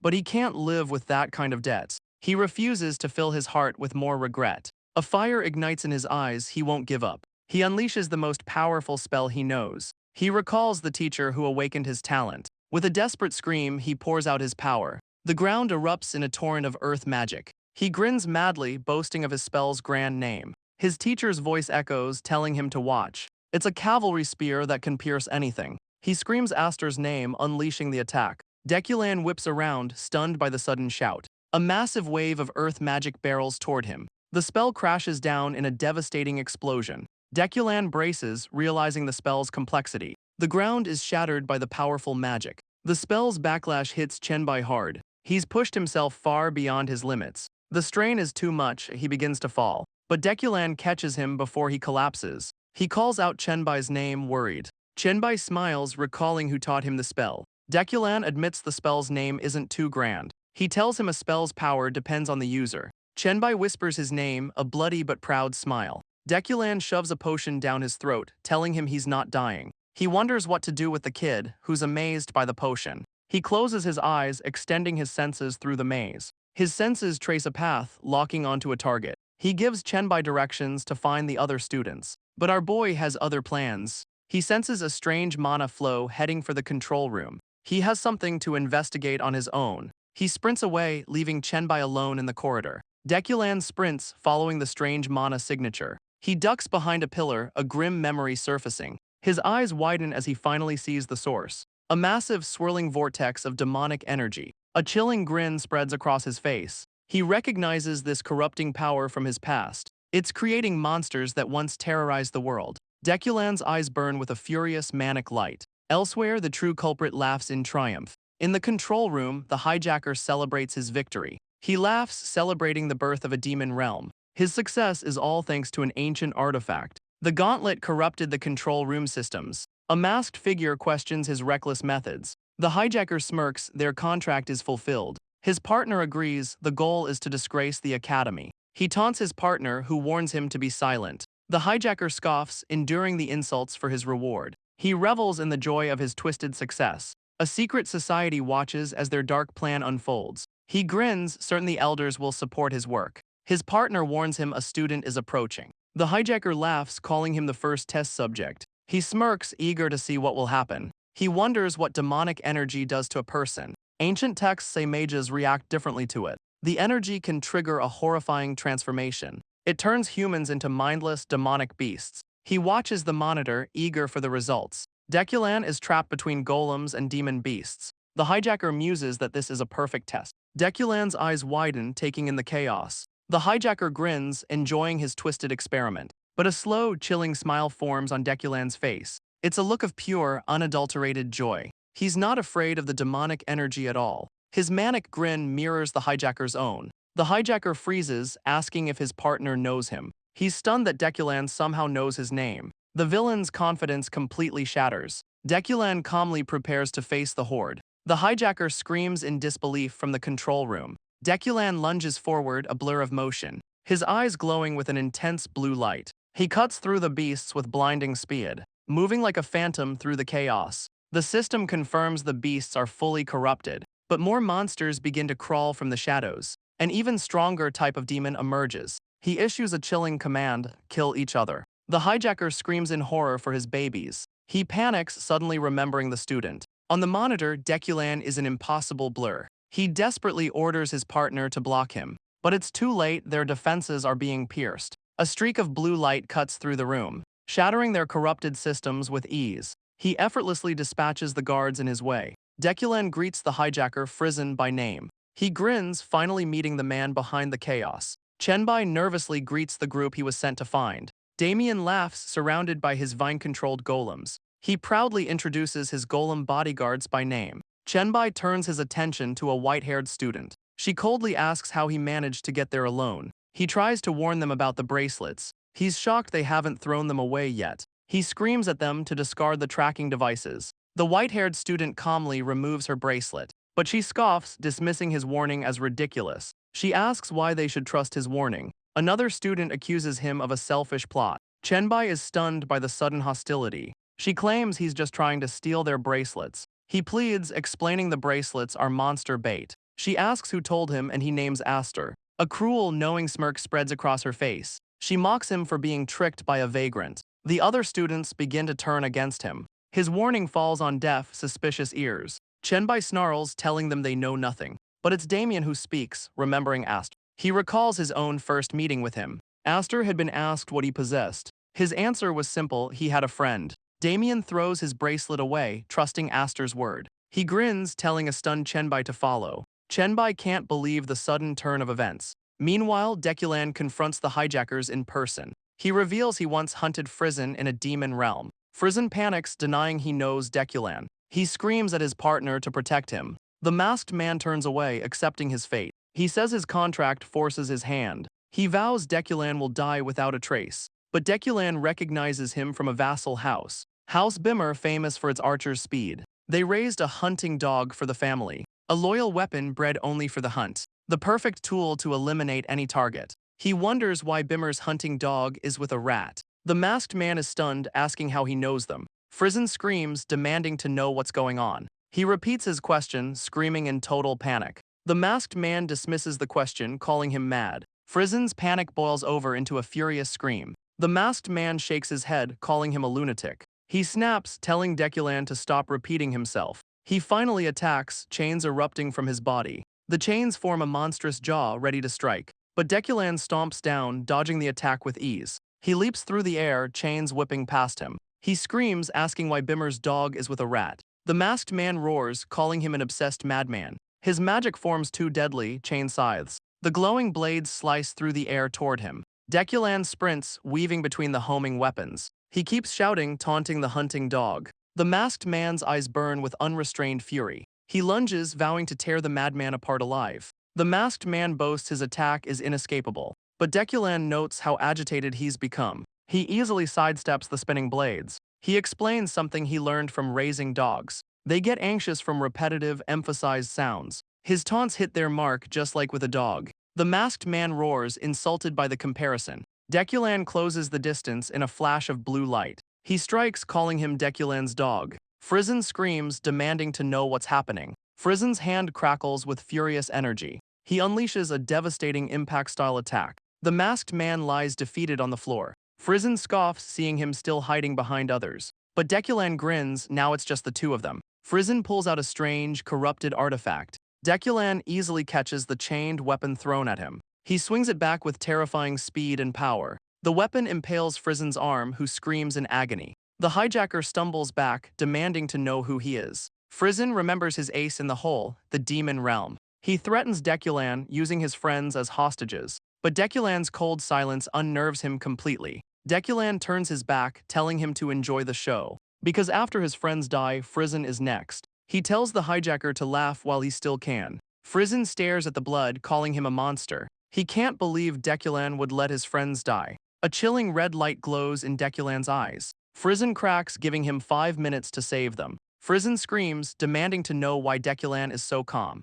Deculan crushes his hand with a sickening crack. The hijacker realizes his artifact is gone. Deculan now wears the gauntlet, mocking Frizen's arrogance. He places his hand on the control orb, a nostalgic look on his face. Blue energy erupts, purifying the corrupted system. Frizen stares in disbelief, unable to comprehend. He reveals Frizen once taught a young master forbidden magic. A dark memory of demonic creatures flashes by. That young master survived only because of his family. His family would have piled on crimes to execute him, so he decided to hunt the man down personally. He recalls the obsessive chase that warped his sense of time. He admits Frizen was the only target he ever lost. Frizen's final escape was into the demon realm. The demonic energy and beasts nearly drove him insane. When he finally emerged, a messenger was waiting. The message claimed his family had captured and killed Frizen. The news left him feeling completely hollow. Frizen denies everything, but Deculan notes his heavy bleeding. Deculan uncorks a potion, admitting he was careless. He forces it on Frizen, who isn't allowed to die yet. Frizen sees the healing as his one chance to escape. Deculan continues his story, recalling a wyvern in the sky. He remembers how utterly free the creature looked. His own quest for revenge had become empty rage. Frizen sees his opening, preparing forbidden magic. He clutches his head, unleashing a dark power. But Deculan smashes him down with a furious blow. He reveals he studied the magic Frizen left behind. He lists Frizen's crimes, the demon realm, the magic, and the sickening details of how his comrades died. But now he has all the time in the world. The brutal punishment begins in a blur. He promises to inflict their pain, one person at a time. Pure, unadulterated terror fills Frizen's eyes. Elsewhere, screams echo through a stone hallway. The corridor is littered with shattered golems. A square of light opens up from the ceiling. The rescue team breaks through, ordered to save the students. The rescue team finally touches down in the maze. A stern-faced woman curses under her breath. She's furious the barrier cost them 2 hours. An aide calls out, naming her Professor Felina. He confirms the Academy's magic eyes are working again.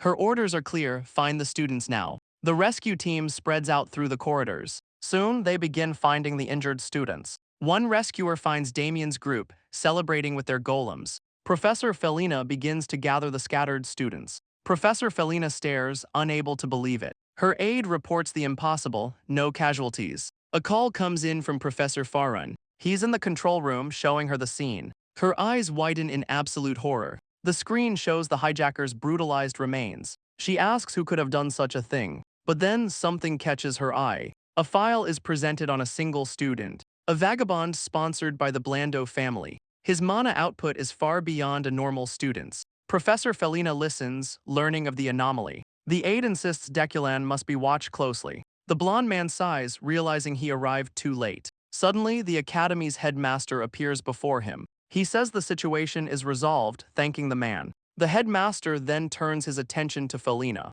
He asks if she truly believes one boy did all this. As rain falls, a new concept is introduced, the heart demon. It's a dark force that corrupts a mage's mind. In his past life, he was just a tool. His rage was born from a forbidden magic death. He realizes the coffin incident planted a heart demon. It's a ticking time bomb inside his own mind. He questions who he has become in this new life. But as a troubleshooter, he thrives on tension. A week later, he prepares to learn a new art. He holds the grimoire, feeling at his peak. He's never learned an elemental art before, so he meticulously checks every single detail. The mana circuits are surprisingly similar to his old art, but he needs to create more than just regular fire. He channels the energy, letting flames erupt around him. He forges a flame that needs no fuel to burn. The raw power gathers in the palm of his hands. It swirls into a vortex of pure, destructive energy. This new spell is twice as powerful as his usual mana. Now he attempts to compress the volatile energy, but the repulsive force is far too strong to control.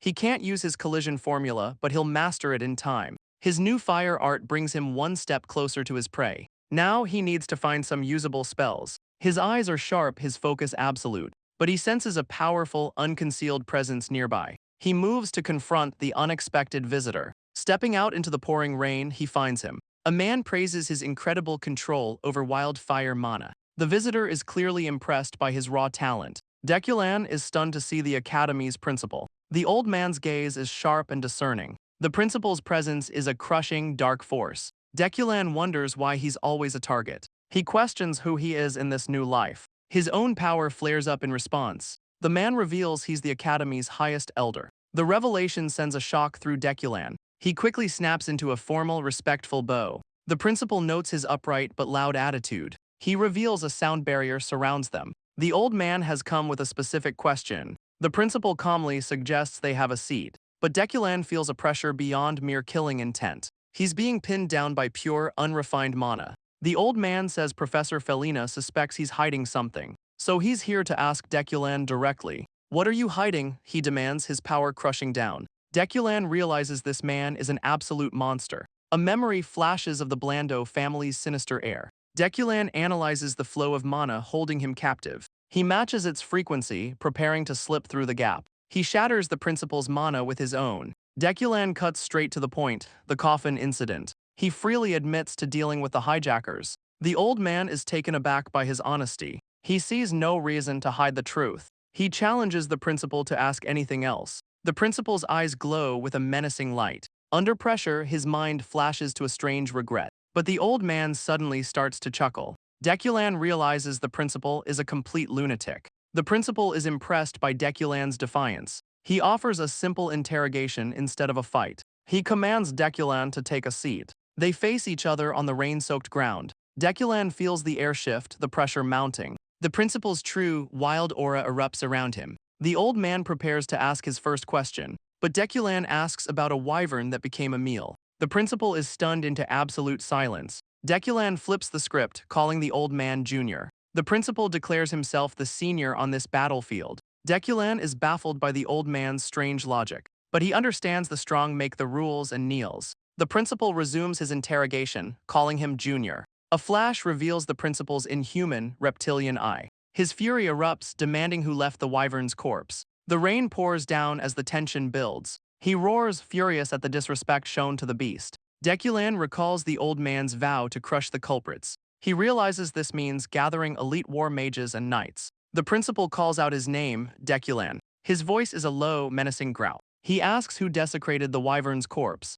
Deculan feigns ignorance, but the old man's instincts are sharp. The principal names the culprits, House Bimmer. A memory flashes of the masked man from the coffin, and his unhinged accomplice, Frizen. The principal demands proof, asking how he knows them, but Deculan just shakes his head dismissively. The old man's patience is wearing dangerously thin. The principal prepares his next question. Deculan's hand tightens as he listens intently. He's revealed all he can without exposing his secrets. The old man processes the information in silence. He asks about a dead mage, sensing Deculan's defiance. Deculan feigns innocence with a strained, manic smile. He curses the old gazer under his breath. The principal suddenly brings up Deculan's ambitions. He offers to donate books to his future library. Deculan accepts, seeing the value of powerful allies. The principal offers a favor for access to a special library. He makes a veiled threat, but Deculan forces a smile. He presents the gauntlet, an artifact of the demon realms. Its spatial magic will be useful for Deculan's tower. It's the same power that blocked magic in the coffin. A power that strong is perfect for defending his tower. But Deculan admits he knows nothing of magic engineering. The principal tells him to see the stern Professor Felina, but even he will struggle to convince her to trust him. The old man proposes a plan to handle the situation. The principal's plan is now set in motion. Sometime later, Deculan studies in the student lounge. He looks up as his friends approach him. Damien and another student greet him, looking chubbier. Deculan bluntly asks why they've gained so much weight. Damien is now popular, invited to practice magic. Other students thank him for his help in the trial. The bracelet info brought his family rewards and status. He turns to Deculan, giving his sincere gratitude. But Deculan says he doesn't need to be thanked. Deculan says Damien earned their respect himself. Damien is flustered, accepting the compliment. The other student asks about Damien's new reputation. Students gossip about his golem-controlling plant magic. His friend suggests they sit down and catch up. Deculan agrees, startling his friend with his intensity. A tall blonde woman interrupts, asking for Aster. Deculan turns, his expression hardening instantly. The scene shifts to another part of the academy. Behind a closed door, she says he knows why she's here. Deculan assumes she's not here for counseling. The woman takes a seat with authority. She crosses her legs, having heard the official story. He's the successor to a war mage, and House Bimmer is the culprit. She calls Bimmer trash, and by extension, Deculan's associates. He explains it's a cover story coordinated with the headmaster. A flashback shows the old man outlining the plan. The story paints him as the student of a vengeful mage. She'll accept it for now, but has another question. Her expression hardens, the real interrogation begins. Professor Felina seems uncharacteristically flustered. She awkwardly suggests they cover for him, seeing no threat. Deculan is completely baffled by her sudden change in tone. He rejects her advance, citing their age difference. Her eyes flash red, absolutely furious at his words. She stands abruptly, her anger filling the room. But she forces herself to calm down. She admits acting out of character is difficult for her. With a blush, she offers him a sincere thank you. He saved not just the students, but the entire trial. Deculan's gaze is cold, unimpressed by her thanks. He tells the professor to get to the point. He states his goal, a library for everyone. She agrees, acknowledging his growing network. Professor Felina turns, shifting to the main topic. She warns him the demon realm artifact is complex. The risk is high, but that's not the real problem. Deculan listens, sensing the coming danger. The true threat is who the artifact will attract. A forbidden magic society now has him in its sights. Deculan learns the society's name, Salvadium, an alliance of mages who mastered forbidden arts. Their singular goal is to recreate demon realms. She reveals Frizen was almost certainly tied to them, and now that he's dead, they'll be coming. They will hunt Deculan down to reclaim the artifact. She warns him that becoming their target means death. Deculan considers the threat with cold detachment. He asks if a clash with them is inevitable. A wicked smile spreads across his face. Professor Felina grins, calling him an ambitious brat. Deculan offers to leave the artifact in her care. He places the demon realm gauntlet on the table. She agrees to look into it, intrigued by his goals. But her aide suddenly bursts through the doors. He brings urgent, shocking news for the professor. The head of Deculan has arrived at the academy. An order goes out to lock down the campus. A grand carriage makes its way through the grounds. The principal Felina and a stern man await its arrival. The grand carriage grinds to a sudden halt. The head of Deculan himself drives the carriage. The principal recalls the man who took over the house, a genius archmage who became a notorious tyrant. The principal knows the rumors hold some truth. He defies academy tradition by arriving in a carriage, a sly move acting as coachman to break the rules. The head of Deculan waits with a thoughtful smirk. He asks why his target hasn't appeared yet.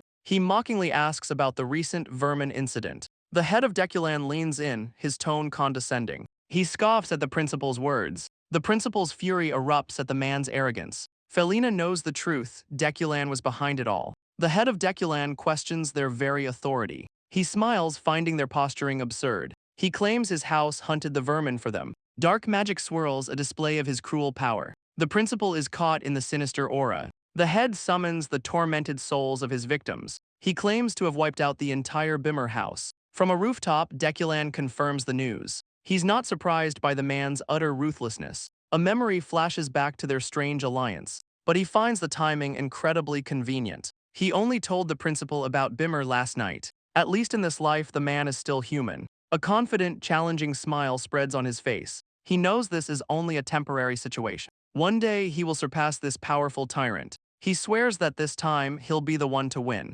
A few days pass, and the academy is buzzing with life. The head's display of Bimmer's heads sent a clear message. But the tyrant's power play didn't end there. He's sending a direct heir to enroll in the academy. This new student is essentially a political hostage. The imperial family counters by enrolling the third princess. But Deculan knows that's a problem for another day. For now, his friends are excited for the festival. The Peace Festival, a relic of the war, has begun. His friends say the festival is to lift the Academy's spirits. As a victory celebration, even alcohol is permitted. Only the off-duty mercenaries can drink so openly. A burly mercenary challenges anyone to a drinking contest. Suddenly, a bag of coins slams onto the table. Damien eagerly accepts the challenge, shocking his friend. An announcement calls everyone to the award ceremony. Deculan grabs the overeager Damien by his collar. He drags him away from the foolish competition. Deculan smirks, saying work deserves proper compensation. An official with a monocle opens the ceremony.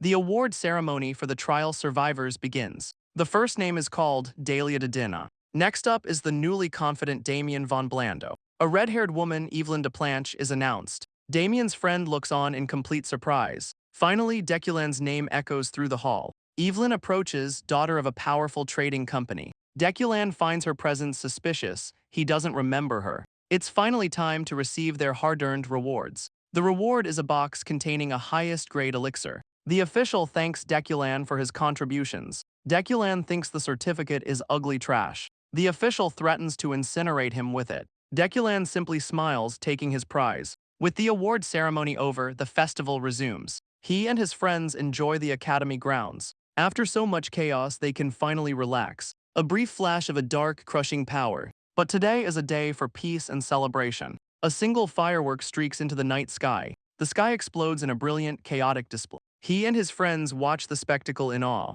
A rare moment of peace settles over the academy. Deculan admits it's a magnificent waste of money. But the sight sparks a familiar ambition within him. His eyes snap open, a new goal taking shape. One day, he'll burn money from his own tower. He imagines a festival lasting an entire week. The finale, his ascension as Archmage Aster the Sage. A stern-faced owl lands in his window at dawn. Deculan wakes, noting it's not the owl he knows. He carefully unties the message from its leg. It's a summons to their usual meeting place. The sender mocks his diligence and his look-alike familiar. Deculan leaps, rocketing across the academy grounds. He lands in an overgrown courtyard, the owl on his head. The destination is an old building, perfect for secrets. He enters, announcing his arrival to his senior. A massive, feathered talon descends toward his head. Deculan finds himself in a lavish, golden office. The principal calmly offers him a cup of tea. He reminds Deculan of the favor he's owed. Deculan recalls their deal for special library access. The old man claims the task is quite simple. He just needs Deculan to deliver a letter. But Deculan immediately senses a trap. He asks for the destination and the principal explains. The letter is for someone in Hammern Great Forest. Deculan's face falls, he knows that place. The Hammern Great Forest is a land of monsters. But the principal claims the task won't be difficult. Deculan tries to object, but the old man cuts him off. He offers a reward, a massive stash of elixirs. The principal asks what he was about to say. Deculan's greed takes over with a manic grin. He leaves the principal's office, mission in hand. He rereads the list of his generous compensation. The thought of such wealth brings a confident smile. With his festival prize, he now has 3 top-grade elixirs. And on top of the elixirs, there's another prize. A rare commission from a master artifact workshop. Deculan knew the offer was too good to be true. The principal admits he wanted to summon a friend. But his powerful ally was busy with another task. So Deculan is being sent to clean up the mess. He calls out the old man's shameless manipulation.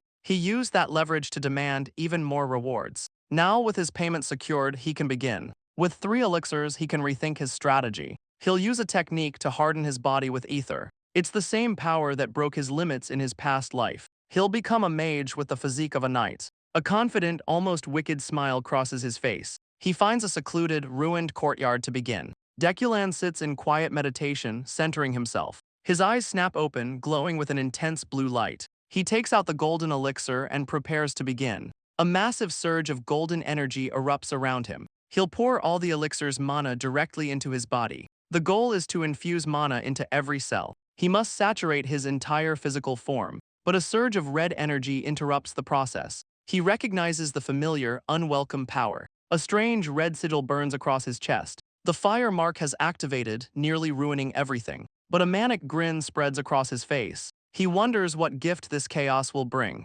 He commits to the plan, eyes glowing red. He injects the mana directly into his muscles. Deculan convulses, his muscles feeling torn apart. He endures the torture, fueled by the resources he never had. A violent surge of power erupts from his chest. The fire mark forces mana directly into his bones. The ordeal ends, leaving him gasping for air. He rises, realizing the mana body technique succeeded. His physical reinforcement is now on par with a knight's. He grins, a mage who can win with his fists. He decides to test his new regeneration first, but he's shocked by his own overwhelming strength. He expects the wound to heal in 15 minutes, but he's stunned by the incredible healing speed. This regeneration surpasses even his past life. But something else catches his attention. He senses a faint mana presence in his own blood. The mana feels familiar, like he can control it. He decides to test this theory with a light spell. A blinding flash of light erupts from his fist. The spell's power came from the blood, not him. A wicked idea begins to form in his mind. He realizes this could amplify Blando's regeneration formula. He decides to consult Rancy, not the lunatic Henzi. A wicked smile spreads as he names his new power. Later, he and his friends meet at a cafe. A woman named Rancy asks if they're doing well. Damien frantically insists that he's perfectly fine. Rancy then delivers a message from Damien's mother. It concerns his proposal for the Blando estate. She admits the plan was surprisingly well written. Deculan smirks, the true author of the proposal. Rancy relays the message from Damien's mother. Damien waits with sparkling, hopeful eyes. His hopes are instantly crushed. The proposal is rejected. But Rancy hints that there's still a chance. The condition, place in the top 16 on the midterms. Deculan immediately sees through the mother's scheme. Their friend offers support, but Damien is doubtful. Rancy offers Deculan a reward for his assistance. Damien's suffering might finally have an end. Deculan curses the amplification formula under his breath. A manic grin spreads across Deculan's face. The study session from hell is about to begin. He asks Damien about his progress in basic magic. Damien doesn't even know which textbook is his. He just brought a pile of pristine, unopened books. His friends stare in utter disbelief at the sight. Deculan desperately asks if he did his assignments. Damien proudly slams his completed work on the table. But the pages are covered in childish scrawls. His homework is just a terrible drawing of a monster. Deculan curses his luck, the formula is slipping away. Damien's noble education covers history and culture well enough. The real problem is teaching him any kind of magic. He's not confident he can teach without hitting him. A new student suddenly interrupts their study session. The stern-faced woman introduces herself as Furion. She claims to have overheard their entire conversation. A confident, knowing look crosses her face. She offers to help, and Damien's eyes light up with hope. Deculan is immediately suspicious of her sudden offer. She presents a paper, knowing they'll recognize it. It's a collection of academy exams from the last decade. But her offer doesn't stop there. She's analyzed every professor's testing style and focus. Damien stares at the pages, seeing a path forward. His friend reluctantly admits she's earned their attention. Deculan resists the urge to punch her smug face. He agrees to her help, but with a condition. She wants his help with combat training after midterms. Deculan considers her unexpected proposal. Deculan agrees, but she says he's not training her. He's confused by this unexpected twist. Furion tells him to follow, she'll guide him. They leave the academy for the city of Hazen. He follows her through the city streets. She leads him deep into the winding back alleys. Furion silently fumes, wanting to punch him. At last, she announces they've arrived. They enter a massive private training facility. Deculan realizes her client is extremely wealthy. Deculan finally sees who he's meant to train. A white-haired woman calls him by a familiar name, Aster. He recognizes her immediately as Dahlia de Dinah. Furion argues that he's not worth learning from, but Dahlia refuses to rely on her family's power. She pleads with Aster to train her personally. Deculan sees a chance to add to the deal. He'll train Dahlia if she tutors the hopeless Damien. Furion is stunned that Dahlia is actually considering it. She argues that she already paid for his help. Deculan reminds Furion of her slander during the trial. Dahlia calmly agrees, leaving Furion speechless. Furion erupts, refusing to accept Dahlia's decision. She proclaims her pride in her own free will. Deculan asks if she's tougher than a punching bag. Furion's fist tightens, her anger simmering. She swallows her pride, seething with fury. Furion backs down, citing the upcoming exams. With payment secured, Deculan prepares for his duty. He looks at Dahlia, ready to begin her training. Dahlia accepts the terms with a determined stare. The scene shifts to a sunlit city street. A man asks for another chance, questioning her decision. The meal continues in tense silence. The red-haired woman, Evelyn, calmly takes a bite. She smirks, telling him not to overdo it. The man sweats, addressing her by name. Evelyn blames his failure for rising customer complaints. Her red eyes narrow with cold intensity. She reveals the midterm questions will be set soon. The man realizes the dangerous implication of her words. Evelyn feigns innocence, calling it help with her business. Her eyes deliver a cold, unspoken threat. He's trapped, sweating under her intense gaze. She slides a card across the table, a helpful suggestion. With a chilling smile, she tells him to eat. The scene shifts to a training hall with a dummy. Deculan walks past, contemplating his task to teach Dahlia. He recalls their bitter connection from his past life. A flashback shows an armored Dahlia vowing to kill him. He remembers nearly killing Dahlia in his past life, but he also recalls how she later suppressed him. A wicked idea begins to form in his mind. This is his one chance to beat her up freely. He turns to Dahlia, ready to begin her training. He asks her what's most important in a fight. She wants to copy his style, but he refuses. He poses a riddle, an 8th rank versus a 9th rank mage. Deculan wags his finger, calling her answer wrong. The winner is whoever smashes the other's head first. Dahlia repeats his brutal logic, clearly confused. He demonstrates, forming a bolt of crackling mana. The first strike, he explains, is all that matters. The sun sets on another day of intense training. Deculan stretches, satisfied with his brutal methods. He's confident this training will make Dahlia stronger. His friends then ask about Damien's progress. The group whispers, concerned about their friend. Deculan smirks, confirming the price for his tutoring. He walks away, 310 gold richer for his efforts. The man is trapped, forced to steal the exam papers. He's just a puppet in Evelyn's manipulative game. But he sees this as a golden opportunity. He could gain the noble connections she desires. He blames a certain brat for his last failure. This time, he's determined not to screw up. Elsewhere, Deculan peeks into a room with a smirk.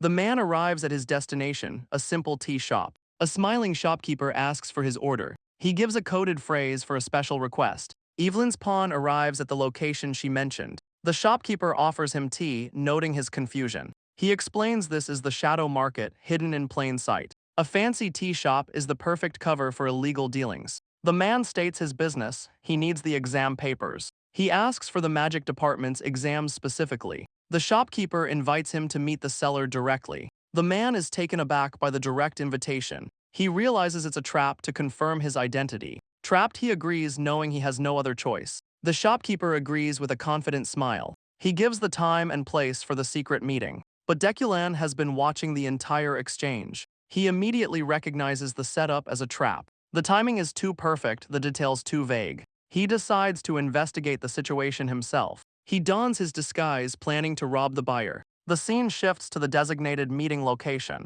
Evelyn's pawn arrives, walking right into the trap. The shopkeeper waits, bored with his current assignment. The shopkeeper knows the exam papers are too risky. A voice asks if he's closed for business. He turns, startled by the sudden presence. A masked figure sits before him, a familiar sight. Deculan tells him to drop the act and talk. He's looking for a very specific item, a subspace pouch. The shopkeeper panics, recognizing the legendary item. Deculan presses him about his earlier suspicious meeting. The man laughs nervously, trapped with no way out. Deculan grabs his head, silencing him with a surge of power. Deculan's glowing eyes pierce through the man's thoughts. The shopkeeper realizes this is no ordinary mage. He scrambles to confess, promising to tell all. Deculan orders him to talk on the way to the warehouse. The man panics, asking why they're going there. Deculan's eyes narrow, asking if he's hiding something. The shopkeeper is trapped, with no good options left. He leads the way, Deculan promising his safety. Deculan vows to bury the secret if it's unrelated to him.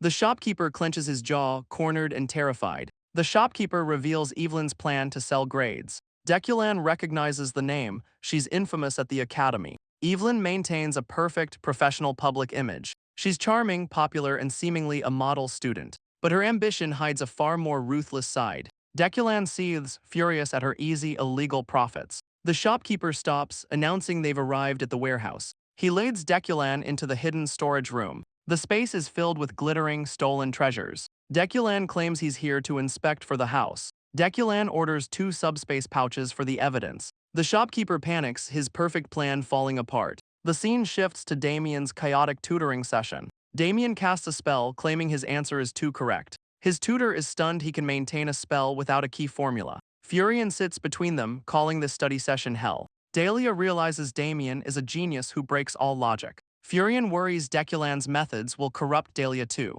Dahlia approaches, calling out Furion's name. She appears, her face bandaged but her eyes determined. Furion explodes, calling Deculan a damn vagrant. A week of intense studying passes. Damien sits nervously between his two tutors. Deculan asks Furion for the results of her grading. Dahlia reluctantly confirms her section was also correct. Damien celebrates, seeing his goal within reach. Furion remembers the brutal, sleepless week of tutoring. Damien is overjoyed, this is a huge step for him. Deculan grits his teeth, annoyed by the celebration. Furion reminds Dahlia of her part of the deal. Deculan waits on a rooftop, cloaked and masked. He feels his ears itch, sensing he's being cursed. He turns his attention back to the street below. The meeting for the stolen exams is about to begin. He spots Divai, Evelyn's pawn, looking nervous. Deculan holds back, waiting for all the buyers to appear. Divai finally meets the seller, a hulking figure. Deculan pulls out a glowing communication orb. With a smirk, he declares it's showtime.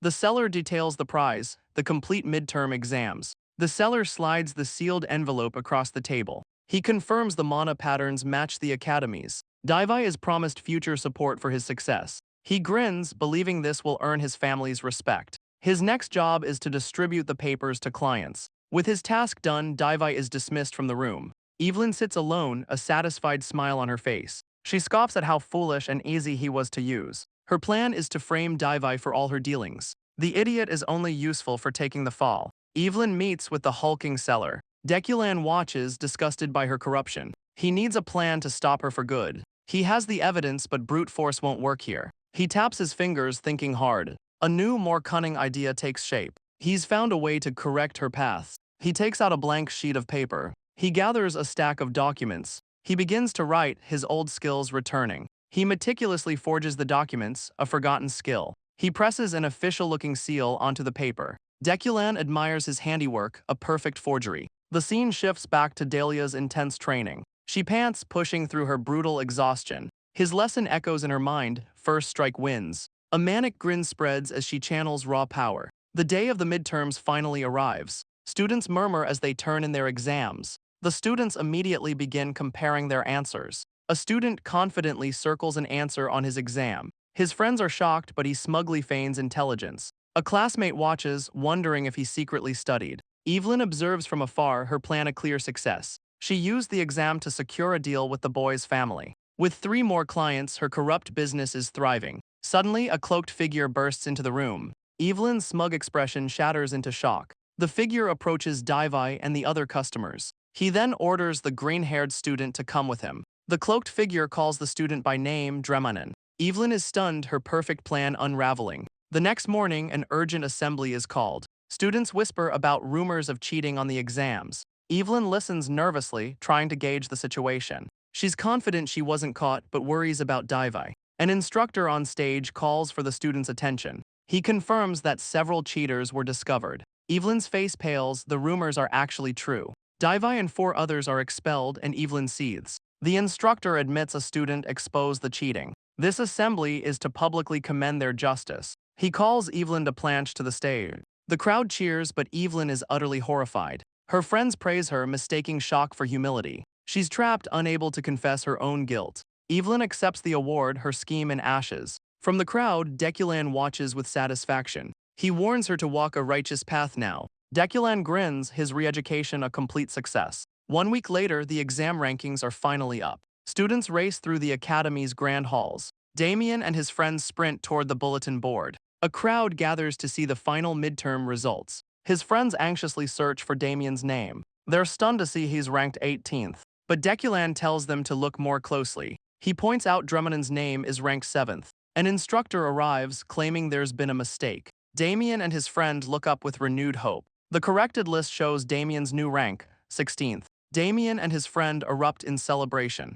Deculan sighs, focused only on his reward. He calls out to the friend, Aster. Aster wonders if he has a knack for teaching. Deculan's cold glare silences him instantly. He looks away, annoyed at his own outburst. Deculan reminds him about the TA's involvement. He explains how broke TAs sell exam papers. He quizzes Aster on the long road to becoming a lecturer. Deculan asks where he heard that information. Aster wonders why he's so determined to teach. Damien laughs, remembering his own brutal tutoring. Deculan tells Aster there's an easier way. He just needs to become an incredible archmage. Then he can train students as harshly as he wants. Aster imagines himself as a powerful, respected mage. Deculan encourages him, saying bigger dreams are better. Aster says Deculan should become an archmage too. The wind howls as the scene shifts to night. The scene shifts to a sprawling walled city at night. Deculan arrives at a quiet, unassuming tavern. He pushes open the door and steps inside. His expression is grim, focused on his mission.